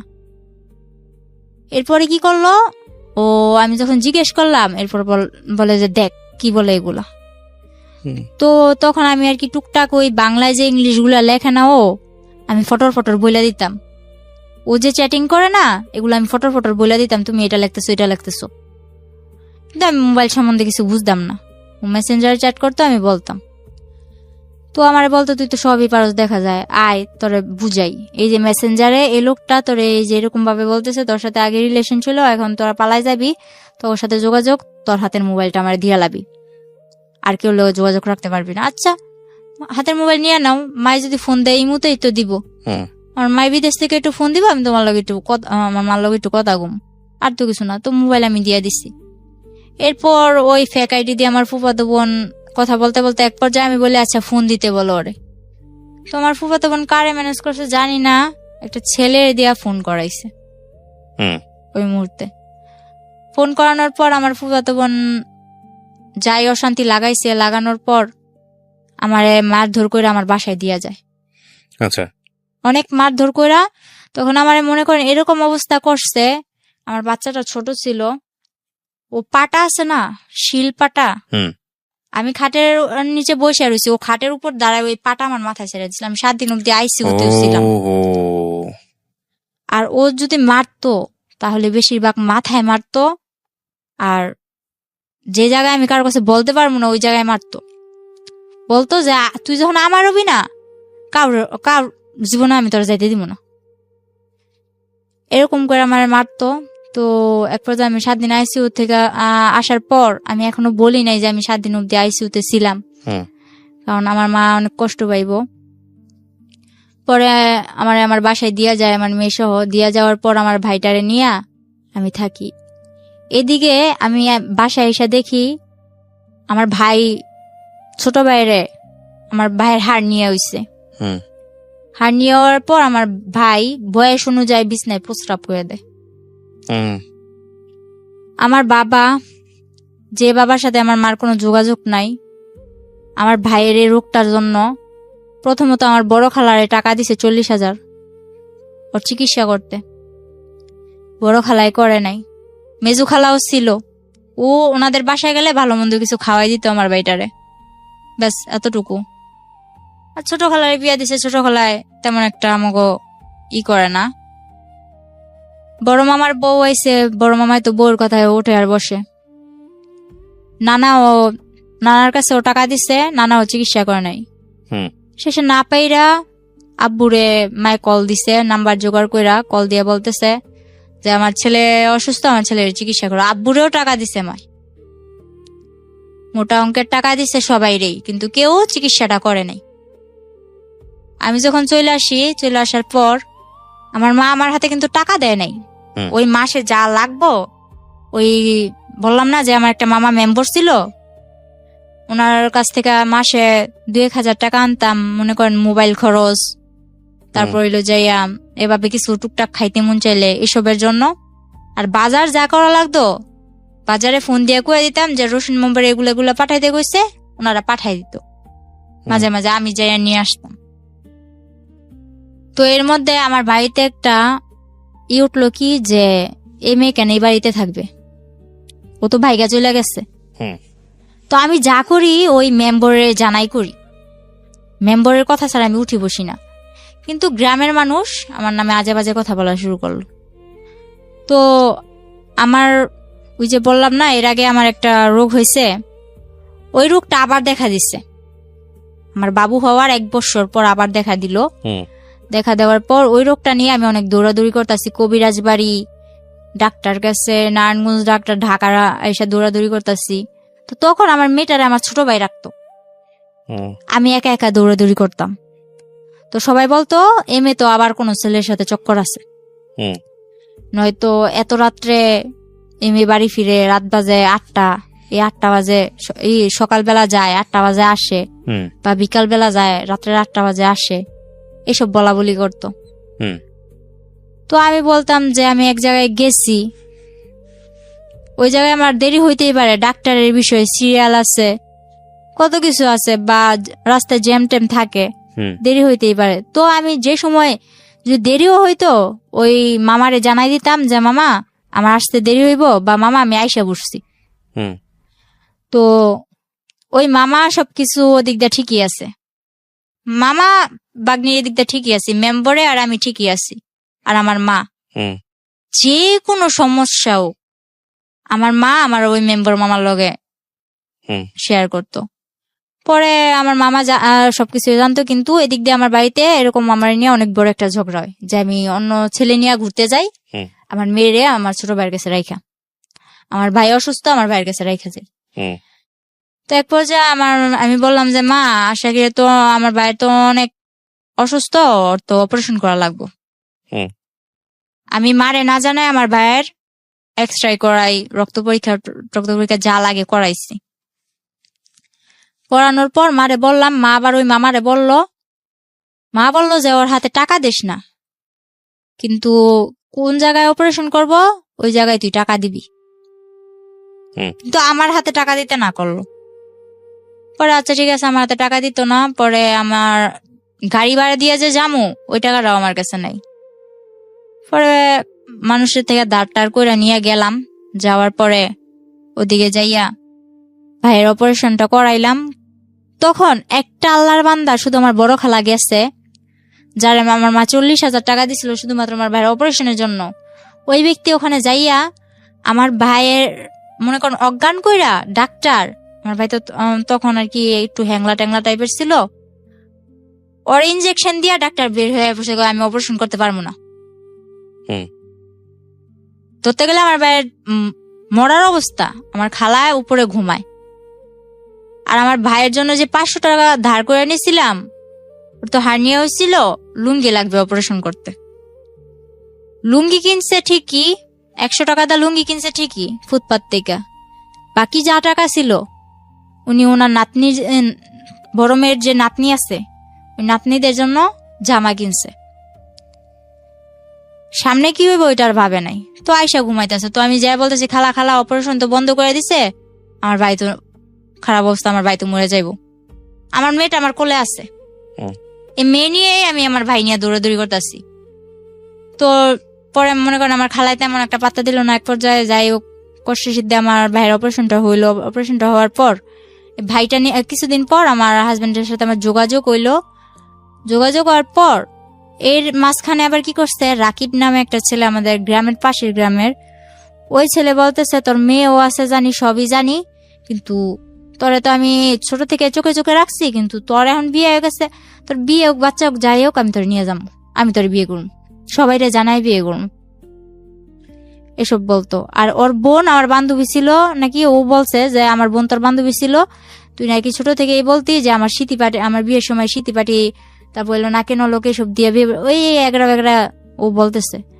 পরে মনে করেন ওই ছেলে পাগলের মতো ছিল, ওই ছেলের মা হাতে পায়ে ধরা কান্নাকাটি, এসব না মাথায় না নিয়া যখন ফারুক আবার আমার সাথে যোগাযোগ করা শুরু করলো, তখন আমি আবার ফারুকের বললাম আচ্ছা ঠিক আছে তুমি আইসা আমার নিয়ে যাও।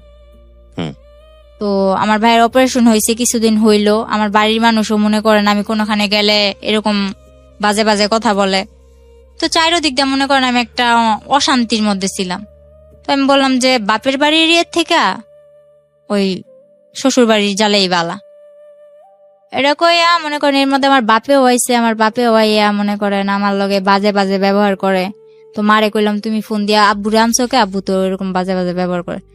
তো মায়ে বলতেছে কষ্ট করে চল, আর একটা বছর পর তো আমি আইয়েই পড়ব। পরে আমি ফারুকরে খবর দিলাম, ফারুক এসে আমার নিয়ে গেল। নিয়ে যাওয়ার পর আমার অপারেশনের ভাই 2 মাসও হয় নাই, নিয়ে গেলাম ওখানে যাই, আমার ভাইয়ের ওষুধও বন্ধ। ওই যে আমার স্কুলে ভর্তি করেছিল ওটা, তখন আবার আমি বললাম যে আমি শুরু করি, মোটামুটি শুরু করতেছি। তখন আমার ভাই ছোট, আমার ভাই তো অপারেশনের মানুষ, একটু একটু কিছু খাইতেই চায়।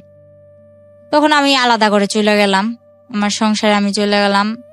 তখন অনেক একটা ভালো দিক ছিল আমার, মনে করেন 3টা মাস আমি যেমন জান্নাতের মধ্যে ছিলাম, এরকম আমার মনে হয়েছে। আমার স্বামী, সংসার, ভাই, আমার মেনিয়া, আমি অনেক ভালো একটা দিক ছিল। ফারুক পরে 3 মাস পর কি হইলো, ওর মা ওরে কি বুদ্ধি দিছে জানি না, 3 মাস পর ও হঠাৎ একদিন রাত্রে আমার ভাই বলতেছে যে আপু তোমার ঘরে কারেন্ট গেছে, গরম লাগতেছে, আমি তোমার শ্বশুর ঘরে যাই শুই। তো গেল আমার ভাইয়ের, আবার আমি ওখানে নিয়ে মাদ্রাসায় ভর্তি করে দিছি। তো ওর পড়ালেখা নিয়ে ওই ব্যস্ত। তারপর আমি আর কি বই নিয়ে বসছি, আমার শ্বশুর আসছে এর মধ্যে, বলতেছে কিরে পড়স, বলতেছে হ্যাঁ পড়ি। পরে বলতেছে আচ্ছা ঠিক আছে পর, আমি কি বসে থাকবো, আমি কই না। কয় ফারুক কে আইসে, আমি কই না আসে নাই। পরে আমার শ্বশুর আরে ফোন দিয়ে বলে তুই কই, বলে আমার আসতে দেরি হইব, তোমরা যাই ঘুমাই পড়ো। তো আমি না খাইয়া বসে আছি, ও আসবো আমি খাম, আমার মেরে ঘুম পাড়াইছি। রাত্রে 12টা বাজে ও একটা মেরে নিয়ে এসে দাঁড়ায়। পরে আমি এত কিছু মাথায় নেই আসতেই তো পারে, তো এটা যে কে আমার ধারণা ছিল না। আনলাম ঘরে, আমি চিল্লাচিল্লি করতেছি এত দেরি করে আইসো। তারপর হঠাৎ করে খেয়াল করলাম যে উনি কে, বলে যে এটা তোমার আপা হয়, ওটা আমার আপা হয়। পরে যখন বললাম, তারপর বললাম যে আপা হয় তো ভিতরে আসেন, আসলো। তো ওরে আমি বললাম যে হাত মুখ দিয়া খাওয়ার জন্য আসো। তো হাত মুখ দিয়ে গেল, মেয়েটা মাঝের দরজায় খাড়ায় আছে, নড়েও না চড়েও না, এক টিপে দাঁড়ায় আছে। তো আমি বলতেছি যে আপার ডাক দাও, তুমি খাইবা, উনি কি চেয়া থাকবো নি। তারপর ওই মেয়েটা বললো না আমি খাইছি। ফারুক কি করলো, আমার সামনে ভাতগুলা নিয়া, সবসময় ও ওই 3 মাস ও খাইয়া তারপর আমার খাওয়াই দিত। ওই দিন কি করলো, ও ভাত নিয়ে নাড়তেছে। তো আমি বলতেছি তুমি খাইবা কোন সময়, আমি বা খামু কোন সময়, এতক্ষণ ধরে বসে আছি, আমার খিদা লাগছে, তাড়াতাড়ি করো। ও বললো কি আমি খাইয়ে আসছি। ও বাইরে থেকে ওই মেয়েটার সঙ্গে একসাথে খাইছে। তো আমি বললাম আমি এতক্ষণ ধরে না খাই আছি আর তুমি বাইরে থেকে খাইছো? কয় হ্যাঁ। পরে আচ্ছা ঠিক আছে, না খাইলে নাই, এত কিছু মনে নেই নাই। পরে ও আমার ডাকতেছে যে আসো বিছনাটা করে দিয়া যাও। তো আমি বলতেছি আপা শুইব কই? পরে কইতাছে যে তুমি ওই রুমে বিছনা করো, ওই রুমে বিছনা কইরা বাবুরে ওই রুমে নাও। তো যে ওয়াল ক্লকটা ছিল ওইটা আমার বাবুরে ও কোলে নিয়ে ওয়াল ক্লকটা টান্দা নিয়া বলতেছে ওই রুমে। আচ্ছা ওই রুমে বিছনা করলাম। তো আমি ভাবছি ওই রুমে ও আমার সাথে শুইব, আফুটা একা এদিকে শুইব। পরে ও কি করলো, ও খাটের মধ্যে বসে আছে। আফুরে বললো যে তুমি শুয়ে পড়ো। তো আপু ওর ওর পাশ দিয়া যাইয়া খাটের মধ্যে শুয়ে পড়লো। ও বসে আছে, ও নড়ে না। পরে আমি বললাম কি ব্যাপার, তুমি আসো না? ও আসে না। তখন আমার মনে কিছু একটা বাড়ি খেলো। আমি সারা রাত মাঝ দরজায় বসে আছি, কিন্তু আমার কোনো কথা নাই, শুধু চোখ দিয়া পানি পড়তেছে যে আসলে কি হইতাছে। পরে সকালবেলা আমার শাশুড়ির খবর দিলাম। খবর দেওয়ার পর আমার শাশুড়িও কিছু করলো না। 3 দিন মেয়েটা আমাদের বাড়িতেই থাকলো। কিন্তু আমার ভাইরে এক বিন্দু বুঝতে দেয় নাই যে ফারুক ওরা আনছে কি ভালো মন্দ। আমার ভাইরে এতটুকু বুঝতে দেয় না, যার জন্য আজও পর্যন্ত আমার ভাই বলতে পারে না এসব কিছুই হয় নাই। পরের দিন যখন ওর মার সাথে আমি বললাম যে এরকম এরকম কই আনতেই পারে, ভালো কথা, বিয়ে করছে ভালো কথা। আমি কিন্তু বিয়ের কথাটা তুলি নাই। আমি যখন বলছি এই মেয়েটাকে ও আনছে খালাতো বোন বইলা, তো খালাতো বোন ভালো কথা, তো এক বিছানায় থাকে কি কইরা? কয় তুই ছোট মানুষ, এসব বুঝবি না। তো হ্যাঁ আমি মানলাম আমি ছোট মানুষ, আমার বয়স 14, কিন্তু আমার তো এতটুকু বুঝার ক্ষমতা আছে এক বিছানায় কি করে শোয়। তো পরে আমার বললো কি যে হ্যাঁ বিয়ে করছে আনছে, তো তোর কি? এটা আপনাকে কে বলেছে? আপনার শাশুড়ি? শাশুড়ি বলতেছে। তো আমার শাশুড়ির ঘরে নিয়ে যায়, আমার শাশুড়ির ঘরেই থাকে, ফারুক আমার সাথেই থাকে। আমার ভাইটা মাদ্রাসায় আসে যায়, আমার ভাই কিচ্ছু জানে না। পরে মনে করেন 3 দিন পর ওই মেয়েটা ওই মেয়ের বাসায় চলে যায়, আমার ঘরে আবার অশান্তি শুরু হয়। ফারুকের মেজু বোন যেটা, ওটার হাজবেন্ড আবার ঘর জামাই থাকে, ওটাকে আইনা আমার ঘরে তুললো। আমার সংসার তো চলেই, এর মাঝে ওই সংসারও এ ঘরেই থাকবে। ওদের ঘরে 2টা বাচ্চা আছে। আর ওরা আর কাদের ঘরে 2টো বাচ্চা? ওই আমার ননাসের ঘরে। ওরা এখানে থাকবে। তো এক পর্যায়ে আর কি আমি বিষয়টা মাইনা নিতে পারি না। আমি অনেক চিল্লাচিল্লি করার পরে ওরে বলি যে আমি এগুলা পারবো না। আপনার বিয়ে হয়েছে 12 বছর বয়সে, আপনার কথা যদি ঠিক থেকে থাকে, তখন আপনার বয়স 14 বছর। আপনার তখন একটা বাচ্চা হয়ে গেছে। বাচ্চার বয়স তখন কত, 1 বছর বা 2 বছর? হ্যাঁ 1 বছর। 1 বছর। আর আলটিমেটলি হচ্ছে এই সময়ে আপনার হাজবেন্ড আরেকটা বিয়ে করেছে। পরে ওরে আমি বলার পর আমি বলতেছি আমি থাকবো না তোর সাথে। আপনার মা কোথায় তখন? তখন আমার মা বিদেশ। তখনও বিদেশ? আচ্ছা। তখন আমার যখন অনেক মারধর করে আর কি, পরে এক পর্যায়ে আমার অনেক মারে আর কি। ও বলতেছে তোর পাগল বানাই দিম, তোর পাগল বানায় ছেড়ে দিম। তারপর আমি কি করলাম, মাইর খাইয়া সকালবেলা উঠা ওরে আমি বললাম তুমি আমার এরকম করে মারতে পারলা, আমি তো তোমার কাছে ইচ্ছা করে আসি নাই। এর মধ্যে ও সবাইরে জানাইছে কি, আমার বাড়ির লোক ওর বাড়ির লোক সবাইরে জানাইছে আমাদের মধ্যে কোনো একটা সম্পর্ক ছিল, আমরা প্রেম করে বিয়ে করছি। এই আমি ওর কাছে ওই চট্টগ্রাম গেছি, কিন্তু ও আমারে আনে নাই। ও জানাইছে এরকম, যাতে করে আপনি আর ফ্যামিলিতে ব্যাক করতে না পারেন। হ্যাঁ ও এরকম জানাইছে যে আমি চট্টগ্রাম গেছি ইচ্ছা কইরা, স্বইচ্ছায়, ও আমারে নেয় নাই। আমার ফ্যামিলিতেও এটা বুঝাইছে, ওর ফ্যামিলিতেও এটা বুঝাইছে। তো আমি যখন ওর ভাত খামু, ওর সংসার করমু, আমার ভিতরে এত কিছু ছিল না যে হ্যাঁ আমি ওর কথাটা 2 করমু। আচ্ছা ঠিক আছে, ও যা বলছে এটাই সত্যি, আমার সত্যি মিথ্যার প্রয়োজন নেই, এটা ভাইবা আমি ওরে আর কিছু বলি নাই। আমার বাড়ির লোকেরা, তারপরে কি হলো, আপনারা কি করলেন আপনি? হ্যাঁ পরে মনে করলেন আমার বাড়ির লোকেরা সত্যি কিছু বলি নাই। ও আমার অনেক মারার পর আমি যাই কেস করি একটা। কেস করলেন? আমি জানি না, ওইদিকে রাস্তাঘাটও চিনি না। মাইর খাইয়া সকালবেলা আমার ভাইটার আর আমার মেয়েটারে না খাওয়া অবস্থায়, এর মধ্যে এই মারামারির মধ্যে ও আমার 1 মাস না খাওয়ায় রাখছে। হ্যাঁ, তো আপনি 1 মাস তো না খেয়ে থাকতে পারেন না, মানে খাওয়া দাওয়ার কোনো রুটিন ছিল না? আসলে রুটিন বলতে কি, ও আমার টোটালি কোনো কিছু খাইতেই দেয় নাই। ওই পাশের যে ঘর ছিল না, উনি টিনের ঘর ছিল, তো আমার টিন কাইটা নিচ দিয়া খাবার দিয়া যাইতো, কিন্তু আমার শাশুড়ি জানতো না। ওইটা খেতে না? ওটা খাইতাম। তো পরে আমার ভাইয়েরও ওটা খাওয়াইতাম, আমার মেয়েরও ওইটা খাওয়াইতাম। পরে যখন ওনারা জানতে পারলো যে উনি আমার এরকম করে খাবার দেয়, ওনার উপরে কিন্তু অনেক চাপ সৃষ্টি হয়েছে। কে ছিল উনি?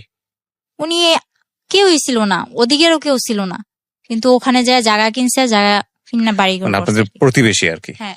তো আপনি যেটা বলছিলেন যে আপনি পুলিশের কাছে গেলেন, মামলা করলেন, কিভাবে করলেন? মনে করেন ও আমার 500 টাকা দিছিল যে ডাক্তার কাছে যাবে, ওই টাকাটা নিয়ে রাত্রে মাইরা আবার রাত্রে 500 টাকা দিছে যে ডাক্তার কাছে যাবে।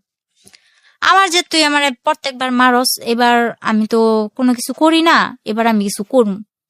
প্রতিবার যখন আমার মারে, আশেপাশের লোকজন আমার বলে যে তুই ওর ভাত খাইস না, ওর সংসার থেকে চলে যা। ওর আরেকটা বউ তখন আপনাদের ঘরেই? না না, তখন ওই 3 দিন থাকার পর ওই বউর বাসায় চলে গেছে। আচ্ছা। পরে কি করছে, ও পেশায় কি করতো? ফারুক পেশায় কি করতো? তখন আমি গাড়ি কিনা দিছিলাম। কিসের গাড়ি? ওই মিনি ট্রাক গুলো আছে না, ওগুলো চালাতো? হ্যাঁ। মানে এটা আপনার মার টাকা দিয়ে? মার টাকা দিয়ে না, কিস্তি তুলছি, কিন্তু মার থেকে নিতে হইতো কিস্তিগুলো আর কি, মার থেকে ধরতে গেলে আদায় করা হইতো। ঠিক আছে, বলেন তারপর। কি রাস্তায় যা দাঁড়াইছি, এমন অবস্থায় আমি পুলিশের কাছে যাইতে, যে কোন জায়গায় যাইতে হইবে এটাও জানতাম না। তো এক পর্যায়ে একটা লোক আমার দেখা বললো যে কই যাইবা, বললাম এরকম আমার মারছে, আমি কেস করবো। তো ওই লোকটা বিনা স্বার্থে বিনা ভাড়ায় আমার নিয়ে যায় থানায়। তারপর যে কেস লেখলো উনি 200 টাকা রাখছিল। এরপর স্যারের কাছে নিয়ে যায়, স্যারের কাছে নিয়ে যায়, এসআই মনে করেন বলে আচ্ছা ঠিক আছে দেখবো, টাকা দেন। তো 500 টাকা আমার কাছে ছিল, তারপর কইছে আমার কাছে 1 টাকাও নেই। আমি এরকম রাস্তার মধ্যে আসছি, এক ব্যক্তি আমার নিয়ে এসছে, আমি এতটুকুই, এর বেশি আমার কাছে আর কিচ্ছু নাই। এটা শোনার পর যে কেসটা লেখছে উনি চোখের পানিগুলো ছাইড়া দিল। এরপর মনে করেন আমি বললাম আপনি আমার কেস যদি নেন, যদি মায়া লাগে, যদি আপনার ঘরে মেয়ে থাইকা থাকে তো নেন, আর যদি না নেন তাহলে কিছু করার নেই, আমি চলে যাই। এটা বললে আমি চলে আসি। চলে আসার পর ওনার নাম্বারটা নিয়ে আসি, এসআই স্যারের নাম্বারটা আমি নিয়ে আসি। পরে আসার সময় ওই যে কেস লেখছে উনি আবার আমার 1 কাপ চা খাওয়াইলো আর 100 টাকা দিয়া বললো গাড়ি ভাড়া দিয়া চলে যাবে। তো গাড়ি ভাড়া দিয়া আসার সময় ফারুক আবার আমার দেখছে যে আমি থানার দিক থেকে আসতেছি, ও গাড়ি চালাইতেছে। পরে মনে করেন ও থানার থেকে ওদিকে গেছে, থানার ওদিকে গেছে, ও কিছু জানতে পারে নাই যে আমি গেছি কি ভালো মন্দ। বাসায় এসে আমার জিজ্ঞেস করছে কই গেছিলি, কাজিরহাট। আমি কই কাজিরহাট আমি ডাক্তার কাছে গেছিলাম। কই কাজিরহাট তো কোনো ডাক্তারের দোকান নাই। তো আমি বলতেছি একজন বলছিল আছে, তো গেছিলাম পাইনি, নাকি একটা বানাই টানাই বলে দিচ্ছি। পরে আমার তো আর মার সাথে ফোন করতে দেয় না। যাই হোক, এক ভাবির মোবাইল দিয়া ফোন করি, অনেক কষ্টে ফোন করি। ফোন করে বললাম মা আমি তো একটা কাজ করে ফেলছি, আমার এমন এমন মারছে, তোমার এতদিন জানাই না। ওর কাছে আমি যতই মাইর খাইছি আমি কিন্তু আমার মারে জানাই নাই, ঠিক আছে। পরে মনে করেন মারে জানানোর পর মায়ে কয় তুই এটা কি করছস, তুই কেস কেন করছস, তুই এটা ভুল করছস। মারে বললাম আমারে মারছে, ওইটা কি ভুল না? এটা বলার পর মা মনে করেন আর কিছু ভাবলো না, মা টিকিট কাটলো, বাংলাদেশে চলে আসবো। মা ডাইরেক্ট আমার শ্বশুর বাড়ি আসে কেস করার 1 সপ্তাহ পর। এর মধ্যে আমার মারধরও করছে, আমি হসপিটালও আমার নিয়ে যাওয়া হয়েছে। যারা হসপিটাল নিচ্ছে তারাও মাইর খাইছে আমার জন্য, এরকম ভাবে মারতো। আর যতবার মারতো, ওই আমার বাবা যেমন আমার সামনে রেখে আমার মারে মারতো না, ওরকম আমার মেয়েটারে আর আমার ভাইটারে সামনে রেখে আমারে মারতো। তো হয়তো বা ওই সময়টায় আমার ভাইটারে নিয়ে গেছিলাম দেখে আমি জীবিত আছি আজ পর্যন্ত। যতবার মারছে, আমার মাইরা ফেলার চেষ্টা করছে, ততবার আমার ভাইটা সামনে যায় দাঁড়াইছে আর কি।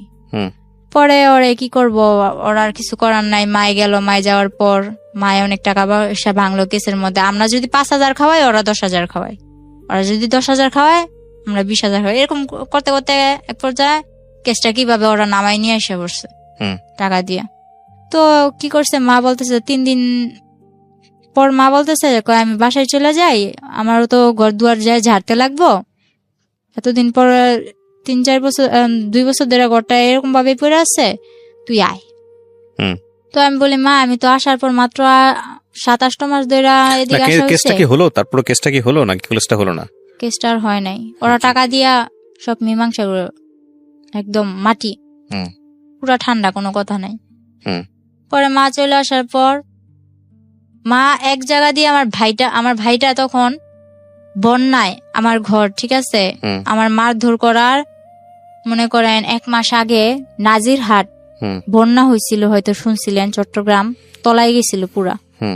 আমার ঘরে প্রায় আমার বুক সমান পানি, আমার ঘরের পিড়া টিরা সবকিছু নিয়ে গেছে, শুধু আমার ঘরটা পাকা ছিল দেখে আমার ঘরটা টিকে আসছিল এক পর্যায়ে স্রোতের মুখে। তো এই মনে করেন আমার শুধু ভিটাটার জন্য আমার ঘরটা ছিল। পরে আমার ভাই আর আমার মা বিদেশ থেকে আসার পর আমার এই যে মারছে, ওদিকে না চাইয়া আমি বলছি যে মা আমি ওর ভাতই খামু। মানুষ কত কষ্ট করে ভাত খায় না, গাজারুর ভাত খায়, জুয়ারুর ভাত খায়, আমি ওর ভাত খামু। পরে বলছেন আপনি ফারুকের ভাত খান? হ্যাঁ, আমার একটা মেয়ে আছে, আমি খামু। কারণ আমার মাই ও আমার বাবার রেখা চলে আইছে, আমিও যদি চলে যাই তাহলে মানে আপনি চিন্তা করেছেন যে আপনার মতোই যদি আপনার মেয়েটার ফিউচার হয়, যাতে না হয় সে কারণে। পরে কি করলাম, মারে এসব বুঝে মারে বাসায় পাঠাই দিলাম। মায়ে আসলো, মায়ে এসে 3 দিন পর মনে করেন আমার উপরে আবার মারধর করার পর আমি বললাম যে আচ্ছা ঠিক আছে, আমার মারধর করিস না, আমি বাসা থেকে ঘুরে আসি, আমি আবার চলে আসমু, কিন্তু বাসা থেকে ঘুরে আসি। পরে বলতেছে তুই তো গেলারাবি না। পরে বলতেছি না আমি আমু। তখন গ্রামের মানুষ একটা প্রশ্ন তুললো, কি কয় তোমরা যে বিয়ে করছো বিয়ের প্রমাণটা দাও। আমারে বলতেছে বিয়ের প্রমাণ দিতাম। ও বলে আমরা কোনো বিয়ে করি না, এতদিন আমরা অবৈধ সংসার করছি, এতদিন আমরা অবৈধ সংসার করছি। এটা যখন ও বলে তখন আমি বলি যে ওই যে লেখালেখি দেখছি, আমি বলি না আমি আলহামদুলিল্লাহ কইছি ঠিকই, কিন্তু আমার তো এতটুকু খেয়াল আছে যে ওই সময় কিছু লেখালেখি হয়েছিল। পরে বলতেছে আচ্ছা ঠিক আছে ওই প্রমাণ দাও। ও বলে না এর কোনো প্রমাণ নেই। তো আমার বিয়ে তো হয়েছিল কক্সবাজার চকরিয়া, ওই ঠিকানাটা আমার মারেও দেয় না, আমারও দেয় না। এক পর্যায়ে আমি বললাম আচ্ছা ঠিক আছে তুই ঠিকানা দিবি না ভালো কথা, আমিও অসুস্থ, তুই আমারে টাকা দে, আমি বাসায় যাবো। আমি তোর 1 টাকাও দিতাম না, তুই যদি বাসা থেকে সুস্থ আইতে পারস তাহলে তুই যা, কিভাবে যাবি, তারপর আবার চলে আবি। তারপর আমি মার থেকে টাকা নিয়ে 800 টাকা নিলাম, টাকা নিয়ে বাসায় চলে গেলাম। বাসায় চলে যাওয়ার পর মারে বললাম বুঝে যে মা আমি ওর ভাত খামো না, ব্যাস এতটুকুই। এরপর ওই ওদের গ্রামের মাতবর চেয়ারম্যানরা বলতেছে কি ব্যাপার, তুমি প্রমাণ দিতে পারতা না, তাইলে সত্যি সত্যি এতদিন তুমি অবৈধ সংসার করছো। পরে আবার আমি আমার মার থেকে মনে করেন খোঁচায় টোচায় টাকা নিয়ে যে জায়গায় বিয়ে হয়েছিল ওই জায়গায় গেছি, আমি ওই জায়গাটাই গেছি, যাইয়া ওই কাজিরে খুঁজা বাইর করছি আমি একা, আমার মেয়ে আমার মার কাছে। আর আমি একা ওই কাজিরে চট্টগ্রাম চকরিয়া যাইয়া ওই কাজী মতিন রে খুঁজা বাইর করি। খুঁজা বাইর করার পরে ওই কাজের অনেক বুঝা টুজা টাকা পয়সা কিছু দিয়া, আমার বন্ধু বান্ধব কতগুলো আসছিল, ওই যে বন্ধু বান্ধব কিন্তু আমার না, বন্ধু বান্ধব ওরই, ওই যে আমার মেসেঞ্জার বুঝাইছে, ফেসবুক বুঝাইছে যে এই যে দেখ ফেসবুক এমনি চালায়, মেসেঞ্জার এইভাবে চালায়, এইভাবে চ্যাটিং করে।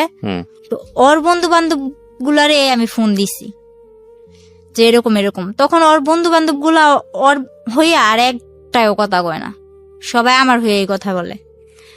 পরে আমি যখন বুঝা বললাম যে ভাই আমি তো এরকম কাবিনের কাগজ নিতে আসছি, তো আমার দেয় না টাকা ছাড়া, আমার কাছে তো যাওয়ার ভাড়াও নাই। এটা বলার পরে বলতেছে আচ্ছা ঠিক আছে আমরা দেই। তারপর ওনারা 4-5 জন ম্যানেজ করে আমারে 4-5 হাজার টাকা দেয়। আচ্ছা, ওইটা দিয়ে আমি কাবিনের কাগজটা তুলে নিয়ে যাই, কিন্তু নিয়ে যাইও কিছু করতে পারি নাই। ওই ছবি তুইলা ইমুতে মাতবরের কাছে দিছিলাম। তারপর কি আমি ওর ভাত খামু না। এর মধ্যে আমার বাবা কি করলো, 12 বছর পর আমার মারে বললো কি আমার মেয়ের সাথে এত বড় অন্যায় হয়েছে, যে বাবা নিয়ে বলতো যে ও আমার জন্মের না, ওই বাবা বলতেছে আমার মেয়ের সাথে যখন এত কিছু হয়েছে আমি শেষ দিকে স্যার। ওই আমার বাবা দোকান ভাঙচুরে এগুলা করে আমার মারে আর কি একটু একরকম পটাইলো। মারে পটানোর পর মা বলতেছে 12 বছর পর যখন ও মেয়ে স্বীকার করছে, মেয়ের জন্য এত কিছু করতেছে বা করব, তাইলে ওরে আমি আনতেই পারি। গ্রামের সবাই বলছে দেখ তুই ওরে আনিস না। আমার বাবারে ডাইরেক্ট 2 হাত দানা করছে যে ওরে কিন্তু তোর সংসারে আবার আনিস না। তো আমার মা আনছে, আনার পর আমরাও ভাবছি বাবা পাইছি দুনিয়া পাইছি। তো বাবা পাইছি দুনিয়া পাইছি এটা ভাইবা বাবারে খুব হাসি মুখে অনেক 6-7 দিন সংসার কাইটা গেছে। পরে আমি বললাম যে আমি কিছু একটা করবো, নয়তো তো আমার মেয়েটার ভবিষ্যৎ অন্ধকার। এটা বলার পর এই 1 সপ্তাহের মধ্যে আমার মারে পুরো, আমার মা এতদিন যে বিদেশ করছে যা ছিল আমার বাবা হাত করে নিছে, মানে এইসব কাজ করে, মানে এই ধান্দাবাজি করে। তো আমার মারে কিভাবে এসব করে আমার মা বুঝতে পারে নাই যে আমার মারে একদম সর্বশান্ত করে দিচ্ছে। তারপর আমার মা কি করলো, এই 1 সপ্তাহের মধ্যে এরকম করার পর আমি বলতেছি, আমার বাবাও কি করলো, আমার মার সাথে আবার ঝগড়াঝাটি। তো যখন বললো তুই এরকম করলে কোনো লাভ নাই, এখন সবকিছু তো আমার বাবা বলতেছে মারে এই কথা বলার পর মা বললো আচ্ছা ঠিক আছে সবকিছু তোমার, তাইলে তুমি সংসার চালাও। কয় চালামু, আমি ভুসামাল রাখছি, এই ভুসামালের জন্য তুই টাকা দে। তো মা বললো আমি টাকা দিম কইতে, যা ছিল তোমার তো দিয়েই দিছি, বলে কিস্তি তুলা দে। শেষ পর্যায়ে মা একটা কিস্তি তুলা দেয়। কিস্তি তুলা দেওয়ার পর বাবা ওই কিস্তির টাকা মুকা নিয়ে বাবা চলে যায়। তো ওই সময় আমাদের সংসারটা এরকম পর্যায়ে যায়, একবেলা খাইতো আর একবেলা তাকায় থাকি। তখন আমি বললাম মা আমি কিছু একটা করুম। তো মা কি করলো, বয়স বাড়াইয়া আমার জন্ম তারিখ হলো 2002 সালের এপ্রিল মাসের 3 তারিখে। তো আমার জন্মের 1995 সালে না কয় সালে আর কি, আমার 25 বছর করে একটা পাসপোর্ট করে, জন্ম নিবন্ধনের কার্ড করে। 11 দিনে আমার মা পাসপোর্টটা বের করে টাকা দিয়া, ধার কইরা টাকা নিয়ে আমার পাসপোর্ট করছে, আর বাহিরে পাঠাই দিব। বাবা 1 মাস পর আবার আইসা বলতেছে আমি সংসারের হাল ধরমু, মাইয়াটা বিদেশ পাঠান লাগতো না, মাইয়ারে বিয়া দিব। আমার মেয়েটা আছে, বলতেছে নাতিন আমি পালমু, মাইয়া বিয়া দিব।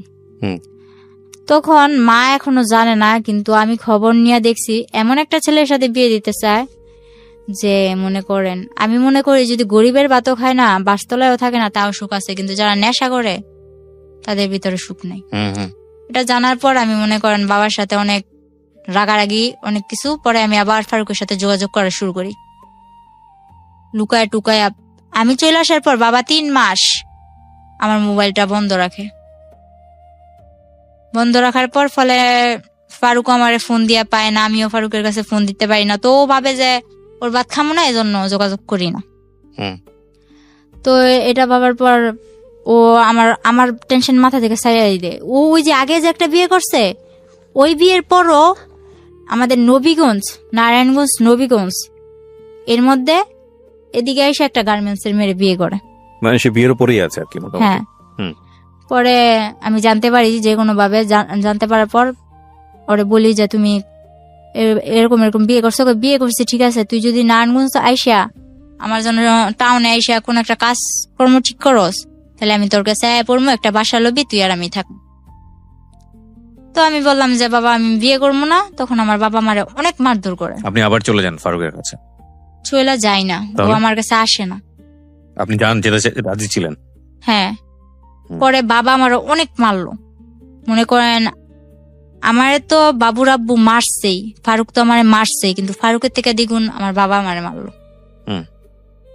পরে মা আমার জন্য মা অনেক মাইর খাইলো। পরের দিন আমি বললাম যে আমি থাকবো না, আমি চলে যাবো। তো কিছুতেই আমার ঘর থেকে বের হইতে দেন আমার মা। পরে কি করলাম, বললাম আমি খালাগো বাসায় যাবো, আমি আমার কাছে ভালো লাগতেছে না, আমি খালাগো বাসায় যাবো। এটা বইলা 40টা টাকা নিয়ে আমি ঘর থেকে বের হয়েছি, গাড়ি ভাড়া নিয়ে আর কি। 40 টাকা নিয়ে ঘর থেকে বের হয়েছি। এরপর আমি পাসপোর্ট করতে যাইয়া একটা মেয়ের সাথে, ওই সেন্টারে থাকে না, ওই সেন্টারে একটা মেয়ের সাথে আমার পরিচয় হয়েছিল। ওই মেয়েটার আমি কল করলাম যে শাপলা আমি তো এরকম এরকম বাসা থেকে বের হয়ে চলে আসছি, এখন আমি তোমার কাছে যাবো।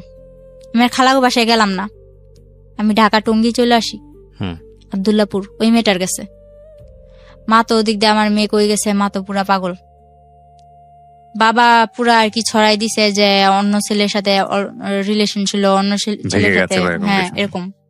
আর এর মধ্যে আমার যে মোবাইলটা ছিল ওখানে আর কি আমার দেওর, তারপর হইলো ওর গ্রামের আশেপাশে বা অন্য যারা গাড়ি চালাইতো 2-1 জনের নাম্বার ছিল না, ওইরকম নাম্বার গুলা নিয়ে সবাই আমার বাবা বিরক্ত করলো যে কার সাথে গেছে আমার মেয়ে, এগুলো আসলে লোক দেখানোর জন্য।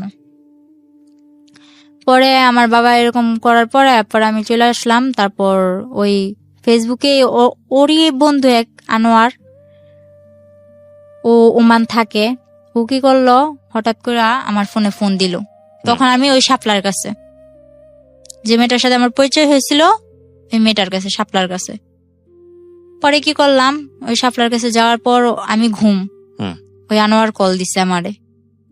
কল দেওয়ার পর আমি রিসিভ করি না, ও রিসিভ করে বললো যে মিম কই। বলে মিম তো ঘুমাইতেছে, ও তো অনেক অসুস্থ, ও তো ওর বাড়ি ছেড়ে চলে আসছে, ওর বাবার অনেক মারধর করছে, ও তো এখন চলে আসছে। ও কি কিছু খাইছে? ওই আনোয়ার আবার আমার প্রতি একটু দুর্বল ছিল, এটা আমি জানতাম না, তখন জানলাম। ও কি কিছু খাইছে? পরে শাপলা বললো না খাই নাই, আমার কাছে টাকা নাই, খাওয়াইতে পারেনি। ওই ছেলে আবার কি করছে, আমারে কিছু না বইলা, আমার সাথে কিন্তু ওর সাথে তখন ওরকম কোনো সম্পর্ক নাই, বন্ধু হিসেবেও কোনো সম্পর্ক নাই। ও কি করলো, বললো যে তুমি এখন বিকাশের দোকান যাও। ওই মেয়েটার সাথে সাথে বিকাশের দোকানে যাওয়ার পর 10,000 টাকা দেয় ওরে আমারে খাওয়ানোর জন্য, কিন্তু আমি জানি না। পরে ওই মেয়েটা আমার নিয়ে আমার বলে না, আমার ফোনে আর ফোন দেয় না, ওই শাপলার নাম্বার নিয়ে শাপলার সাথে যোগাযোগ করে আমি কেমন আছি, ভালো আছি কিনা শাপলারে জিজ্ঞেস করে, তো আমারে জিজ্ঞেস করে না। পরে শাপলা আমার খাওয়াইতেছে দাওয়াইতেছে খুব ভালো। এর মধ্যে আরেকটা ছেলে, ওর নামটা আমি ভাঙতে চাইতেছি না, ওই ছেলেটাই মেসেঞ্জারে আমারে বলে, ওই ছেলেটার সাথে আমার অনেকদিন ধরে যোগাযোগ, আমার মেয়ে আছে, আমার কিভাবে সংসার ফেলায় আমি আসছি, আমার বাবা আমারে মারধর করে, টোটালি সব জানে ফেসবুকে। হ্যাঁ, ওই মেসেঞ্জারে কতগুলো গ্রুপ থাকে না, ওই গ্রুপ থেকে সব জানে। সব জানার পর তারপর ও বললো কি, ওরে কিন্তু আমি প্রথম আঙ্কেল ডাকছিলাম, ওই ছেলেটারে প্রথমে আমি আঙ্কেল ডাকছিলাম। পরে ওই ছেলেটা বলে যে, আমি বলতেছি যে এক পর্যায়ে যখন আমি ওই টঙ্গী আবদুল্লাপুরে চলে আসি, এরপর আস্তে আস্তে আমি ওই মেসেঞ্জারে কথা বলা শুরু করি ফারুকের সাথেও, আর ওর বন্ধু বান্ধবের সাথেও, আর আমার কিছু বন্ধু বান্ধব আছে ওদের সাথেও। এরকম করতে করতে অনেক বন্ধু বান্ধব হয়ে গেল। তো ওই ছেলেটা বলতেছে যে তখন আমার ফেসবুকে সবাই বাবলি নামে চিনত, তো যেখানে মারিয়া নামটা শোনে ওইখানে আমার হাজবেন্ড ফারুক আমার ভাইরাল করে, ওই অন্য মাইশের বডিতে আমার ফেস টেস লাগায় ভাইরাল টাইরাল করে, অপমান করে। তো আমার এক ফ্রেন্ড আমারে মিম আক্তার নামে একটা আইডি খুলে দিল। তো মিম আক্তার নামে আইডি খুলে দেওয়ার পর তখন থেকে আমার মিম মিম বলে। যখন ওই ছেলের সাথে আমার পরিচয় হইলো, ওই ছেলের সাথে পরিচয় হওয়ার পরে আমি বলতেছি যে এরকম এরকম, আমার একদিন জিজ্ঞেস করতেছে যে তোমার সমস্যা কি, তুমি কারোর সাথে বেশি মিশো না কেন, আর তোমার দেখলে সবাই এত অপমান করে কেন। এটা যখন বলছে তখন আমি